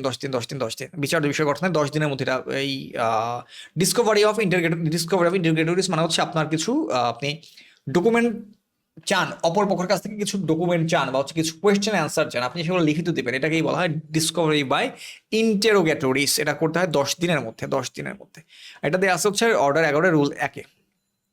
এটা জাস্ট একবার একটু দেখে রাখলেন। সামনে আসেন, the code of civil procedure 1908-এর 11 ধারায় রেস জুডিকাটা কতবার আমি আপনাদেরকে বহুবার বলছিলাম যে রেস জুডিকাটা আর হচ্ছে রেস সাবজুডিস সম্পর্কে। রেস সাবজুডিস হচ্ছে সেকশন 10-এ, রেস জুডিকাটা হচ্ছে সেকশন 11-তে। রেস জুডিকাটা শব্দটা ডিরেক্ট ব্যবহার করা আছে একবার, বাট রেস সাবজুডিস কথাটা ডিরেক্ট উল্লেখ করা নাই। এই যে এটা হচ্ছে আপনার মূল বিয়ারেক্ট, এখানে আসলাম আমি একটু দেখাই। এটা হচ্ছে এই যে সেকশন 10-এর নাম, টাইটেলটা হচ্ছে স্টে অফ সুট জিনিসটা কি এখানে জাস্ট হচ্ছে ব্যাখ্যা করছে। স্টে অফ সুট হচ্ছে এই জিনিস। আবার সেকশন 11-তে বলা আছে হচ্ছে রেস জুডিকাটা সম্পর্কে বলা আছে যে, এই দেখেন রেস জুডিকাটা একদম হচ্ছে টাইটেলে রেস জুডিকাটা দিয়ে দিয়েছে। কাজে যদি কোশ্চেন আসে যে সিবিসিতে রেস জুডিকাটা শব্দটা কয়বার ব্যবহার করা হচ্ছে, সেটা হচ্ছে একবার রেস জুডিকাটা। সিবিসিতে রেস সাবজুডিস শব্দটা কতবার ব্যবহার করা হয়েছে? একবারও ব্যবহার করা হয়নি। ওকে, সামনে আসেন। ডিক্রি জারি মামলার কার্যক্রমে বিঘ্ন সৃষ্টিকারী দায়ীকে কতদিন পর্যন্ত দেওয়ানি আদালতে আটক রাখা যায়? এটা হচ্ছে 30 দিন। আচ্ছা এটা জাস্ট একবার পড়ে রাখি, আমরা নর্মালি সবগুলাই অলওয়েজ পড়ে আসছি 6 মাস, এক্ষেত্রে হচ্ছে 30 দিন যদি হচ্ছে ডিক্রি জারি কার্যক্রমে বাধা সৃষ্টি করে। কিন্তু এটা অপরাধটা ছোট, ওই জন্য হচ্ছে শাস্তিটাও ছোট। 14 বিজিএস। ওকে, এটা আমি আচ্ছা the code of civil procedure 1908-এর অনেক স্মৃতি আর কি আমার বিজিএস এর পরীক্ষাগুলো নিয়ে। বিজিএস পরীক্ষা কখনোই সিরিয়াসলি দেই নাই। আমি কি যে করছি ভাই, অনেক ফাজলামি রেজানি করছি, টাইম অনেক ওয়েস্ট করছি। আচ্ছা সেই গল্প অন্য কোনো দিন করবো, মানে করবো না ক্লাসে। আচ্ছা যাই হোক, বাট এখন আবার পড়তেছি বিজিএস এর জন্য, যেহেতু আমার এই 7টা আইন আমার মোটামুটি কমপ্লিট, আমার নখদর্পণে। এখন হচ্ছে বিজিএস এর জন্য এক্সট্রা কিছু আইন পড়লে মোটামুটি আর কভার করে ফেলা possible. The code of civil procedure 1908-এর 11 কত নাম্বার ব্যাখ্যায় কনস্ট্রাকটিভ রেস জুডিকাটা সম্পর্কে বলা আছে হচ্ছে 4 নাম্বার ব্যাখ্যায়। রেস জুডিকাটার এখানে 4টা ব্যাখ্যা দেওয়া আছে। চারটা ব্যাখ্যা দেওয়া আছে। এই দেখেন এক্সপ্লেনেশন 1, এক্সপ্লেনেশন 2, এক্সপ্লেনেশন 3, এক্সপ্লেনেশন 4, ছয়টা ব্যাখ্যা দেওয়া আছে। 6টা ব্যাখ্যার মধ্যে 4 নাম্বার ব্যাখ্যাটা হচ্ছে কনস্ট্রাকটিভ রেস জুডিকাটা সম্পর্কে বলে দেওয়া আছে। কনস্ট্রাকটিভ রেস জুডিকাটা মানে হচ্ছে আপনি কোনো একটা, আচ্ছা আমি একটা বেট করে নিই, any matter which might you ought to be have been ground of defense or attack, such former suit shall be deemed to have been matter directly and substantially in issue in such suit. Any matter in which might and ought to be have been ground of defense or attack in such former suit shall be deemed to have been a matter directly. আচ্ছা এখানে হচ্ছে আমরা race judicata সম্পর্কে আমরা কি জানি? Race judicata সম্পর্কে আমরা নর্মালি জানি যে এটা হচ্ছে প্রিভিয়াসলি একটা মোকদ্দমা হয়েছে, same cause of action, same বাদীর মধ্যে সেম কজ অফ অ্যাকশন দিয়ে সেম বাদীর মধ্যে নতুন করে মোকদ্দমা ফাইল করা যাবে না। এটা আমরা কি জানি? Race judicata. এখন আগের মোকদ্দমায় যদি এরকমটা হয় যে আগের মোকদ্দমায় কোনো একটা পার্টিকুলার জায়গায় পার্টিকুলার ডিফেন্ড করছিলেন আপনি কোনো একটা বিষয় নিয়ে, ঠিক, বা কোনো একটা কিছু আপনি ধরেন চান নাই, এই জিনিসটা কি আপনি পরবর্তীতে আবার চাইতে পারবেন না। সেম জিনিস আপনার এখানে আপনি চাইতে পারতেন, বা এখানে আপনি ডিফেন্ড করতে পারতেন, এখানে বলতে পারতেন, সেই জিনিসটা আপনি না বলে আপনি পরবর্তীতে অন্য মোকদ্দমায় গিয়ে ওই জিনিসটা সেম জিনিসটা আবার টানতে পারবেন না, কারণ এটা ওই কজ অফ অ্যাকশন হিসেবে গণ্য হবে। সেম জিনিস আপনি অন্য জায়গায় গিয়ে টানতে পারবেন না যে আচ্ছা ঠিক আছে আমি তো মোকদ্দমা তো আমি পুরোটা আবার নতুন করে দায়ের করতে পারতেছি না, আমি কাজ করি ওখানকার একটা ছোট্ট একটা পোর্শন যেটা আমি আগের বার চাই নাই, এখন গিয়ে আমি চাই পরের মোকদ্দমায়, না এগুলো হবে না। এটাই হচ্ছে কনস্ট্রাকটিভ রেস জুডিকাটা। আচ্ছা এটা বলা আছে 4 নম্বর ব্যাখ্যা, এটা খুব ইম্পর্টেন্ট, এই জন্য স্পেসিফিক্যালি এটা আসছে। ওকে, জিনিসটা আবার ধরেন উল্টাভাবেও আসতে পারে। ধরেন প্রশ্নটা আসলে এরকম যে ধারা 11 এর এক্সপ্লেনেশন 4-এ বা 4 নম্বর ব্যাখ্যায় কি সম্পর্কে বলা আছে। অনেকগুলো অপশনের মধ্যে ধরেন একটা অপশন থাকলো কনস্ট্রাকটিভ রেস জুডিকাটা। ওকে আমরা একটু সামনে যাই। The code of civil procedure 1908 অনুসারে স্বীকৃতির প্রেক্ষিতে, এই যে আমি বহুবার বলছি, অর্ডার 12 এর রুল 6 যে স্বীকৃতির জাজমেন্ট অন অ্যাডমিশন দেওয়া হইতে পারে অর্ডার 12 এর 6 অনুসারে। আমি বলছি এই জন্য আমি আর এখানে টাইম নষ্ট করতেছি না। জারি মামলা দায়ের করার জন্য the code of civil procedure 1908 এর 48 ধারা অনুযায়ী কত বছর সময়? এটা 12 এটা আমরা এর আগেও সলভ করছি। জারি মামলার ক্ষেত্রে 12 বছর আপনি টাইম পাবেন। 12 বছর পর ফ্রেশ নতুন স্যুট আপনি আনতে ফ্রেশ নতুন করে আপনি জারি করার জন্য অ্যাপ্লাই করতে পারবেন না জারির জন্য। বাট করতে পারবেন যদি ওটা এরকম আপনি দাবি করতে প্রমাণ করতে পারেন যে এটা ফ্রডুলেন্ট ব্যাপার স্যাপার ছিল। আমরা ওই যে এর আগেও বলছিলাম, আগের ক্লাসগুলো একটু প্লিজ দেখেন। আচ্ছা আবার তামাদি আইনের এই জিনিসটা হচ্ছে আবার 3 বছর ছিল। ওকে এটা আমি ওখানে একটা ব্যাখ্যা, আরেকটা ব্যাখ্যা ছিল ডিসকাস করছিলাম। ইস্যু গঠনের কতদিনের মধ্যে দেওয়ানি মোকদ্দমায় তারিখ আছে, এটা হচ্ছে 120 দিন। বহুবার বলছি ইস্যু গঠনের 120 দিনের মধ্যে মানে চূড়ান্ত শুনানির তারিখ ধার্য করতে হবে কত? 120 দিনের মধ্যে। আচ্ছা 120 দিন। ওকে এটাও ছিল ভাই, এটাও অনেক কথাবার্তা বলছে এগুলো নিয়ে। তো কোড অফ সিভিল, আচ্ছা কতক্ষণ হয়েছে? 1 ঘন্টার উপরে হয়ে গেছে কি? আচ্ছা শেষ করতে পারবো নাকি? শেষ না করতে পারলে শেষ করতে হবে, কারণ হচ্ছে এইটুকুর জন্য নতুন একটা ক্লাস নেওয়ার তো কোনো মানে হয় না। দ্য কোড অফ সিভিল যদি 1 ঘন্টার একটু উপরেও লাগে, 1 ঘন্টা 10-12 মিনিট, তো আমি আজকে শেষ করতে পারবো। The code of civil procedure 1908 এর কোন ধারায় সেকেন্ড রিভিশন হচ্ছে 115-4-এ, অলওয়েজ মনে রাখবেন 2-4 সেকেন্ড রিভিশনের কথা বলা আছে কোথায়? 115-4-এ। তারা কিন্তু অফকোর্স এটা মাথায় রাখা লাগবে যে 115-তে হচ্ছে রিভিশন সম্পর্কে বলা আছে। আচ্ছা সেকেন্ড রিভিশন কি? সেকেন্ড রিভিশন হচ্ছে অলরেডি রিভিশন হয়েছে একবার, রিভিশন হওয়ার পরে সেটা রায়ও দিয়ে দেওয়া হয়েছে, সেই রায় নিয়ে আপনি আরেকবার রিভিশন দায়ের করতে চাচ্ছেন, বাট সেটা আপনি ডিরেক্টলি করতে পারবেন না, সেটাকে আপনার অনুমতি নেওয়া লাগবে। আচ্ছা এর আগেও আমরা পড়ছি। 115-4 হচ্ছে দ্বিতীয় রিভিশন সম্পর্কে বলা আছে, আর এটাও আমরা পড়ছি, এটাও আমরা দেখছি যে হচ্ছে ফৌজদারিতে আপনি দুইবার আপিল করতে পারবেন কিন্তু 2বার রিভিশন করতে পারবেন না। ফৌজদারি মামলায় রিভিউ করা যায় না, বাট দেওয়ানি মামলায় হচ্ছে রিভিউ করা যায়, সেকেন্ড রিভিশনও করা যায়, বাট আপিল 2বার করা যায় না। একতরফা ডিক্রি সরাসরি রদ, ডিরেক্টলি সেট অ্যাসাইড, এর দরখাস্ত প্রত্যাখ্যান করা হলে এর বিরুদ্ধে প্রতিকার কি? আচ্ছা এখানে দেখেন একতরফা ডিক্রি এটা কোথায় আছে? ওই যে অর্ডার 9-এর 13-এর এতে আপনি যদি হচ্ছে সরাসরি রদ করতে চান, ডিরেক্টলি সেট অ্যাসাইড করতে চান, সেটার জন্য আপনি মানে দরখাস্ত দিচ্ছেন। আচ্ছা সেই দরখাস্তটা প্রত্যাখ্যাত হয়েছে, সেটা রিভিশন করা যাবে। রিভিশন কারণ এটার এগেনস্টে কি বলে এই 13 এই যে 9-এর 13-এ এটা সম্পর্কে আপিল করার কোনো ওই যে অর্ডার 43 এর যে লিস্ট এখানে ছিল না। অর্ডার 43 এর লিস্টটা কি মনে আছে? অ্যাটলিস্ট শুরুর দিকে কয়েকটা দেখেন, আমরা কি বলছিলাম? 7-এর 10, 8-এর 10, 9-এর 9, 9-এর 13, 7-এর 10, 8-এর 10, 9-এর 9, 9-এর 13, 10-এর 4। আচ্ছা আরেকটা যদি পড়তে চান 10-এর 4, 11-এর 21। তো এখানে কিন্তু 9-এর 13 কোথাও নেই, 9-এর 13 কোথাও নেই, 9-এর 13 আছে, 9-এর 13 এ নাই। অ্যাটলিস্ট প্রথম এই 6টাই প্রথম 6টা একদম মুখস্থ করে ফেলেন, প্রথম 6টা। আর এই যে আমি একটু দেখাই আপনাকে কোনটা দাগানো আছে, দেখেন এগুলো থেকে প্রিভিয়াসলি কোয়েশ্চেন আসছে। আচ্ছা আমরা কোথায় ছিলাম? আচ্ছা এখানে আমরা শেষ করলাম। আচ্ছা রিভিশন করা যায়, যেহেতু আপিল করা যাচ্ছে না, এটা আদেশ, কাজে আপিল অযোগ্য আদেশ, কাজে কি করা লাগবে? রিভিশন করা লাগবে। অফকোর্স নিম্নের কে প্যানেল অফ মেডিয়েটর অন্তর্ভুক্ত হতে পারবে না? আমরা পড়ছিলাম মনে আছে প্যানেল অফ মেডিয়েটর মানে কি? লিডার, যে হচ্ছে আপনাদের ওই যে আপনি দেওয়ানি মোকদ্দমা দায়ের করছেন, আদালত আপনাদেরকে শ্যাল রেফার করে দেবে মেডিয়েশনের জন্য, মধ্যস্থতার জন্য একজন। আপনারা নিজেরাই ঠিক করতে পারবেন যে কে হবে আপনাদের জাজ বলা যায় না, মানে কি হবে আপনাদের মেডিয়েটর, বস থাকবে, তার কথা আপনারা শুনবেন, মানে ওই জাজের মতোই। হ্যাঁ মিনি কোর্ট বলতে পারেন। ওকে এখন কথা হচ্ছে প্যানেল অফ আমি বলছিলাম যে আপনারা নিজেরা যদি ডিসাইড করতে না পারেন, সেক্ষেত্রে আদালত ডিসাইড করে দেয় যে কে হবে মেডিয়েটর। হ্যাঁ কে কোন মানে করোড়পতির মতো কে হবে মেডিয়েটর, এটা কে ডিসাইড করে দেবে? এটা ডিসাইড করবে হচ্ছে জেলা জজ ঠিক করে দেবে আপনাদেরকে যে কে হবে মেডিয়েটর। আচ্ছা সেই মানে জেলা জজ ঠিক করে দেবে বলতে আর কি, জেলা জজ একটা প্যানেল অফ মেডিয়েটর তৈরি করে রাখছেন, উনি একটা প্যানেল অফ মেডিয়েটর তৈরি করে রাখবে যে এই কয়জন এরা মিলে হচ্ছে প্যানেল অফ মেডিয়েটর, এরাই হচ্ছে মেডিয়েটরের লিস্ট, এদের মধ্য থেকেই কাউকে না কাউকে মেডিয়েটর হিসেবে নেওয়া যাবে। এই যে প্যানেল অফ মেডিয়েটরস, এদের মধ্যে কে অন্তর্ভুক্ত হতে পারবে না? এই কে মানে সোজা কথা হচ্ছে কে মেডিয়েটর হতে পারবে না, সেটা হচ্ছে লাভজনক সরকারি পদ। কেউ একজন লাভজনক সরকারি পদে আছে, চাকরিরত অবস্থায় আছে সে মেডিয়েটর হইতে পারবে না, সিম্পল কথা। যে লাভজনক পদে আছে, অফকোর্স আমরা জানি এটাতে পাবে, তার হচ্ছে আপনি সংবিধানে অনেক জায়গায় পাবেন যে লাভজনক পদে আছে এরকম অনেকেই অনেক সুযোগ সুবিধা থেকে বঞ্চিত হয়। তা কোড, কারণ আপনি অলরেডি একটা জায়গায় সরকারি একটা লাভের পর্যায়ে আছেন, লাভজনক চাকরিতে আছেন, আপনি কেন আবার এই সাইডের জিনিসপত্রতে আপনি হাত দিবেন কেন?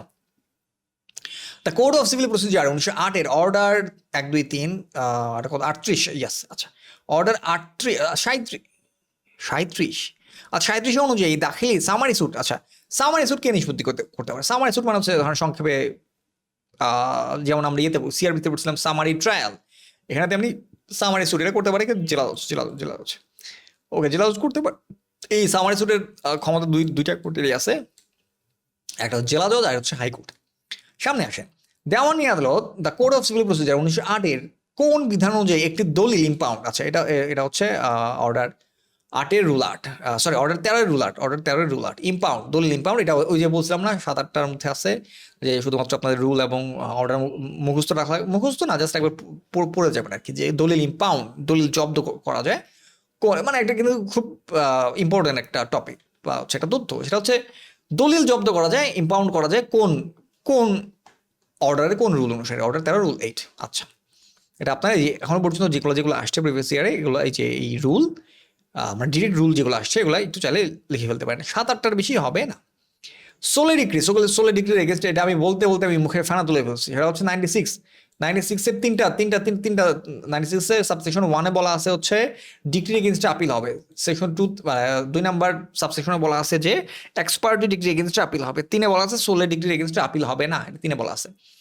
আচ্ছা, সামনে আসেন, the code of civil procedure 1908 অনুযায়ী একতরফা ভাবে কোনো অস্থায়ী নিষেধাজ্ঞার আদেশ প্রদত্ত হলে অপর পক্ষের হাজির হওয়ার কত দিনের মধ্যে মূল নিষেধাজ্ঞার দরখাস্তের, ওরে বাবা, এটা জাস্ট একবার একটু বড়, আচ্ছা আচ্ছা, এটা জাস্ট এইখান থেকে বেশি তথ্য পড়া দরকার না, জাস্ট একবার একটু পড়ে এই তথ্য জানে। এটা হচ্ছে আমি যখন আপনাদেরকে পড়াইছিলাম, যাদের হচ্ছে রিভিশন ব্যাচ, তাদের যখন পড়াইছিলাম তখন আমরা মেইন বেসিক টপিক পড়ার পরে অন্যান্য যে টপিক আছে সেগুলোতে আমরা বেশি সময় দেই নাই, বলছিলাম যে বেসিক কিছু তথ্য জানলেই হবে, বিচ্ছিন্ন তথ্য, সো তার মধ্যে এটা একটা জাস্ট একবার পড়ে দিয়ে, যে হচ্ছে তথ্যটা হচ্ছে একতরফাভাবে কোনো একটা অস্থায়ী নিষেধাজ্ঞা দেওয়া হয়েছে এবং সেটা একতরফাভাবে।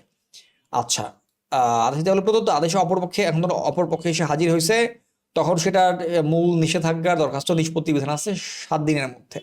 আচ্ছা, ওকে ওকে ওকে ওকে 7 দিনের মধ্যে ক্ষতিপূরণ দরকার। আচ্ছা, চাইলে একটাবার একটু দেখে নিতে পারেন। দ্য কোড, এটা জাস্ট একবারই আসছে পরীক্ষায়। আচ্ছা, the code of civil procedure 1908 কি এর আগেও আসছে কোনটা? এটা না, একবারে আসছে। কোড অফ সিভিল প্রসিডিউর অনুযায়ী সাক্ষ্য প্রদানের জন্য কোনো ব্যক্তিকে সমন দেওয়া, আচ্ছা এটা 5 টাকা, সাক্ষ্য দেওয়ার জন্য কাউকে সমন দেওয়া হয়েছে, সে আসে নাই, 5 টাকা জন্য মানে বলা আছে 32-এ, ওটা বহুবার পড়ছে, তার মধ্যে একবার এটা পড়ছে 27 বিবাদের প্রতি সমন।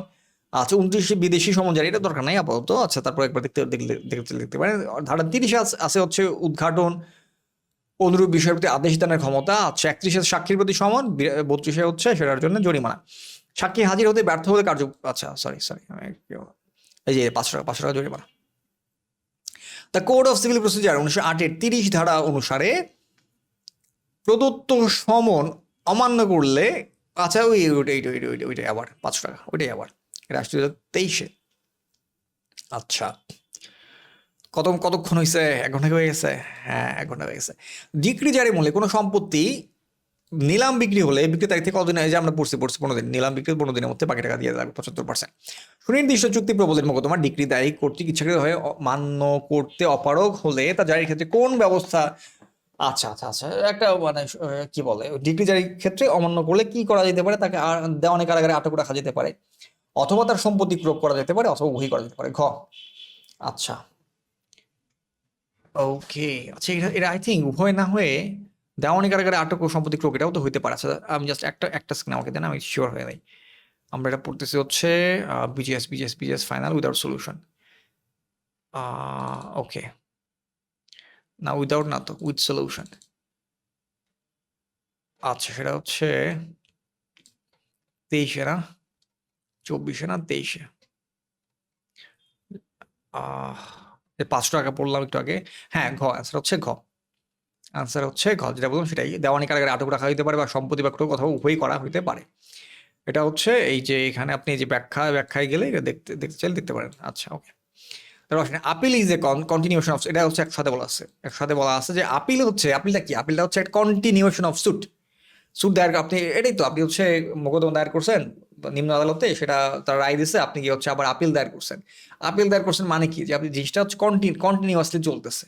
সো এটাই জাস্ট একটা line, appeal is a continuation of suit. এটা কোথায় বলা আছে? 107-এ।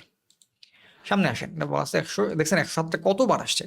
The code of civil procedure 1908-এর অর্ডার 5-এর কোন রুলে সাবস্টিটিউট অফ সার্ভিস, এটা বহুবার পড়ছি, কোন কোথায় হচ্ছে সাবস্টিটিউট অফ সার্ভিস বলে দেওয়া আছে। এটা ও না পড়ছি কিনা আমি, আপনাদের পড়েছি কিনা আমি নট শিওর। পাঁচের বিষয় খুব ইম্পর্টেন্ট একটা রুল, সেটা হচ্ছে পাঁচের বিষয়টা হচ্ছে ধরেন সমন জারি করা হবে, কিন্তু আমরা জানি অর্ডার 5-এই মূলত হচ্ছে সমন নিয়ে আলোচনা করছে। এখন সমন জারি করা হবে, কিন্তু বিবাদী সে হচ্ছে ইচ্ছা করে পালিয়ে বেড়াচ্ছে, সে এক জায়গায় থাকে, তার জায়গায় থাকে না, তাকে পাওয়াই যাচ্ছে না, সেক্ষেত্রে কি করা যাবে? সেক্ষেত্রে হচ্ছে বিকল্প জারি, এটা বাংলা হচ্ছে বিকল্প সাবস্টিটিউট অফ সার্ভিস, বিকল্প জারি মানেটা কি? মানে হচ্ছে সে যেখানে বাস করে বা যেখানে ব্যবসা করে ওখানে সামনে টানায়া দেওয়া যাবে, লটকাইয়া দেওয়া যাবে, যে সমনের নকল লটকাইয়া দেওয়া যাবে, এটাই হচ্ছে সাবস্টিটিউট অফ সার্ভিস। একজন ব্যক্তিকে তখন নিঃস্ব বলা যায় যখন তার টাকা জামা কাপড় ছাড়া কত টাকা আছে? মাত্র 5,000 টাকা আছে, মানে 5,000 টাকারও কম সম্পদ আছে, সে হচ্ছে নিঃস্ব ব্যক্তি। সেই ক্ষেত্রে সে পপার বলা হয়, এটাকে পপার সুট দায়ের করা যায় অর্ডার 33 অনুসারে, আর পপার সুটের আপিল করা যায় অর্ডার 44 অনুযায়ী। The code of civil procedure 1908-এর অর্ডার 17-এর রুল 3 অনুসারে 17 অধীনে খারিজ হওয়া কোনো মোকদ্দমা রুল 7-এর অধীনে সকল শর্ত পূরণ করলে সেটি সরাসরি পুনর্জীবিত করে আদালতে বাধ্য। আচ্ছা, এটা হচ্ছে ওই যে অর্ডার 17-এর 1/7, এটা বারবার বলছিলাম, 17-এর 1/7। আচ্ছা, সেটা কি? সেটা হচ্ছে ওই যে মোকদ্দমা পড়ছিলাম, মনে আছে? মুলতবি পড়ছিলাম, 200 থেকে 1,000 টাকা মুলতবি খরচ দিলে আপনি হচ্ছে সময় প্রার্থনা করতে পারেন। আচ্ছা, সময় প্রার্থনা করার, আপনি ধরেন সময় প্রার্থনার জন্য আদালতে আপনাকে হচ্ছে টাকা দিতে হবে, খরচ দিতে হবে। কত খরচ? 200 থেকে 1,000 টাকা। আপনি খরচটা দেন নাই, সেক্ষেত্রে আপনার মোকদ্দমাটা খারিজ হয়ে যাবে। খারিজ হয়ে গেলে আপনি কি করতে পারেন? আমরা বলছিলাম আপনি 2,000 টাকা দিতে পারেন। 2,000 টাকা দিলে এটা মোকদ্দমাটা আগের জায়গায় ফেরত যাবে, পুনঃবহাল হবে। এই যে পুনঃবহাল হবে, এটা করতে কি আদালত বাধ্য কিনা? আনসার হচ্ছে ইয়েস, টাকা দিলেই আদালত বাধ্য। এই কোয়েশ্চেনটাই করছে, এটা হচ্ছে টাকা দিলে আদালত বাধ্য। আচ্ছা, এগুলো ডিটেল পড়তে পারি, আমি যা বলছি এগুলো বলছে। আদালত কর্তৃক কোনো ফাইনালি, আচ্ছা, আর দুইটা ইয়ার আছে, বিজিএস খুব কম আসে কোয়েশ্চেন। আদালত কর্তৃপক্ষ কোনো সম্পত্তি বা বস্তু পরিদর্শনের ক্ষমতার বিষয়ে কোড অফ সিভিল, আচ্ছা কি বলছে? সম্পত্তি পরিদর্শন, আচ্ছা এটা 26 আমরা কমিশন পড়ছি, এটা হচ্ছে 26, ও সরি 18, ও আচ্ছা সরি, এটা হচ্ছে 18। এটা হচ্ছে পরিদর্শনের ক্ষমতা, পরিদর্শন বলছে, পরিদর্শনের ক্ষমতা। এটা হচ্ছে অর্ডার 18।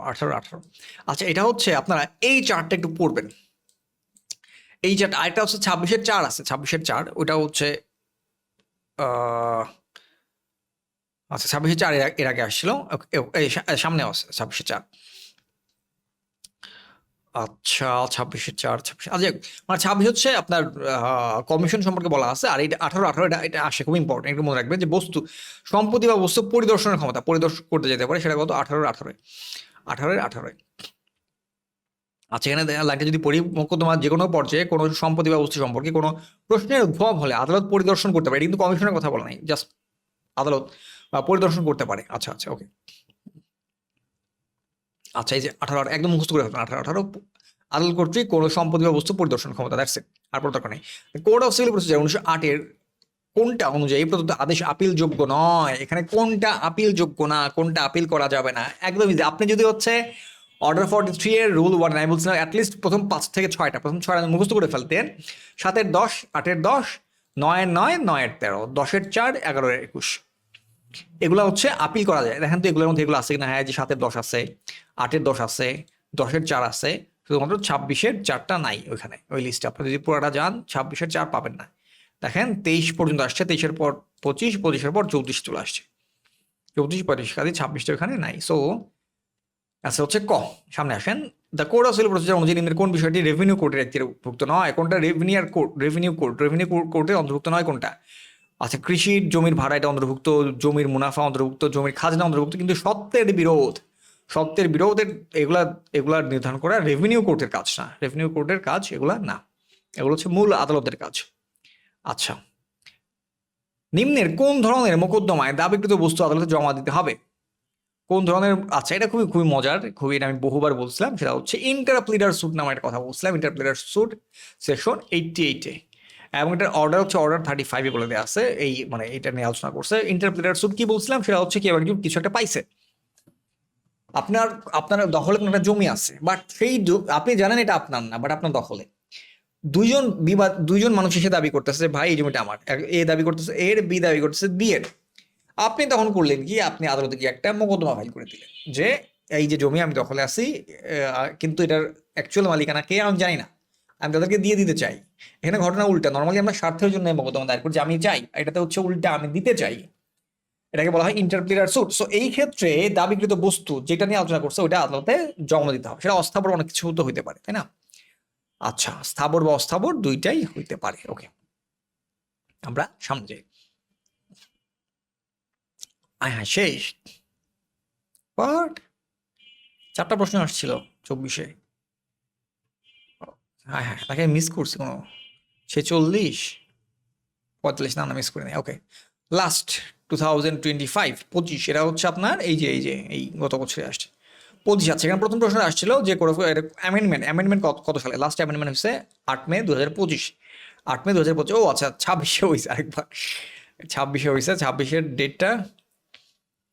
আচ্ছা, ও আচ্ছা আচ্ছা, এটা হচ্ছে কি বলে জারি হয়েছিল 25-এ, সরি ওটা হচ্ছে কি বলে অধ্যাদেশ হয়েছিল মনে হয় 25-এ, তাই না? আর 26-এ হচ্ছে এটা আইনে পরিণত হয়েছে। আচ্ছা আচ্ছা আচ্ছা, ওকে।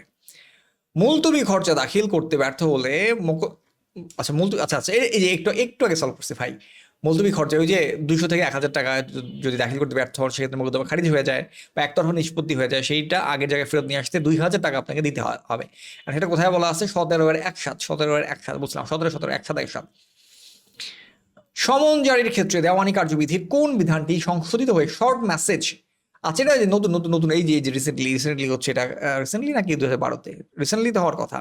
হ্যাঁ, রিসেন্টলি অনেকগুলো আপডেট হয়েছে, সেই আপডেটগুলোর মধ্যে একটা আপডেট করা হয়েছে যে ভয়েস SMS বা ইনস্ট্যান্ট মেসেজের ভয়েস মেসেজ দেওয়া হবে। আচ্ছা, ভয়েস মেসেজ দিয়েও সমন জারি করা পসিবল, অ্যান্ড সেটা কোথায় বলা আছে? অর্ডার 5-এর rule 9-3-এ।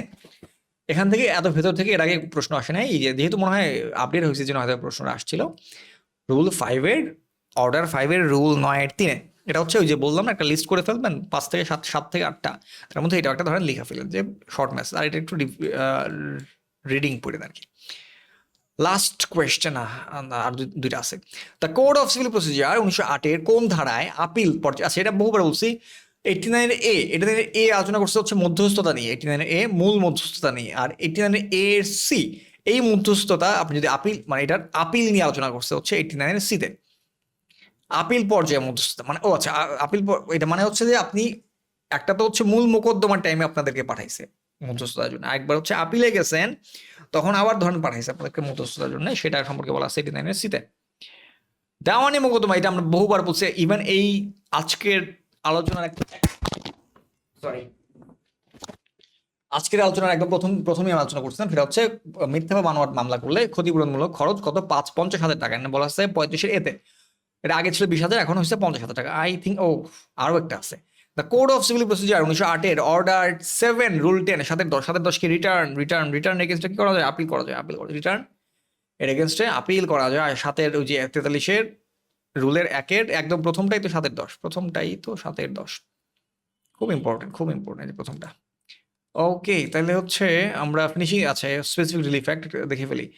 The specific relief act 1977-এর কোন ধারায় নেতিবাচক চুক্তি নিষেধাজ্ঞা? এটা 57, নেতিবাচক চুক্তি নিষেধাজ্ঞা। এটা হচ্ছে আমরা চাইলে আমরা যখন এসআর যখন আমরা ডিভাইস দেবো, বা হচ্ছে আমি যখন রেকর্ডেড ক্লাস আপনাদেরকে দিয়ে দেবো এসআর এবং তামা দিয়ে, তখন তো এগুলো আলোচনা করবো।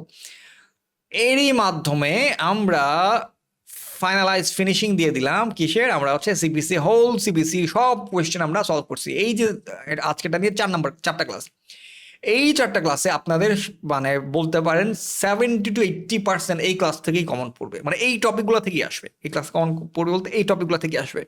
এই ক্লাসগুলো কিন্তু খুবই ইম্পর্টেন্ট, বারবার এই ক্লাসগুলো মাল্টিপল টাইম দরকার হয়, দেখেন ক্লাসগুলো খুবই ইম্পর্টেন্ট। যাই হোক, টাটা, সিপিসি খতম, মানে কোয়েশ্চেন সলভ খতম, টাটা।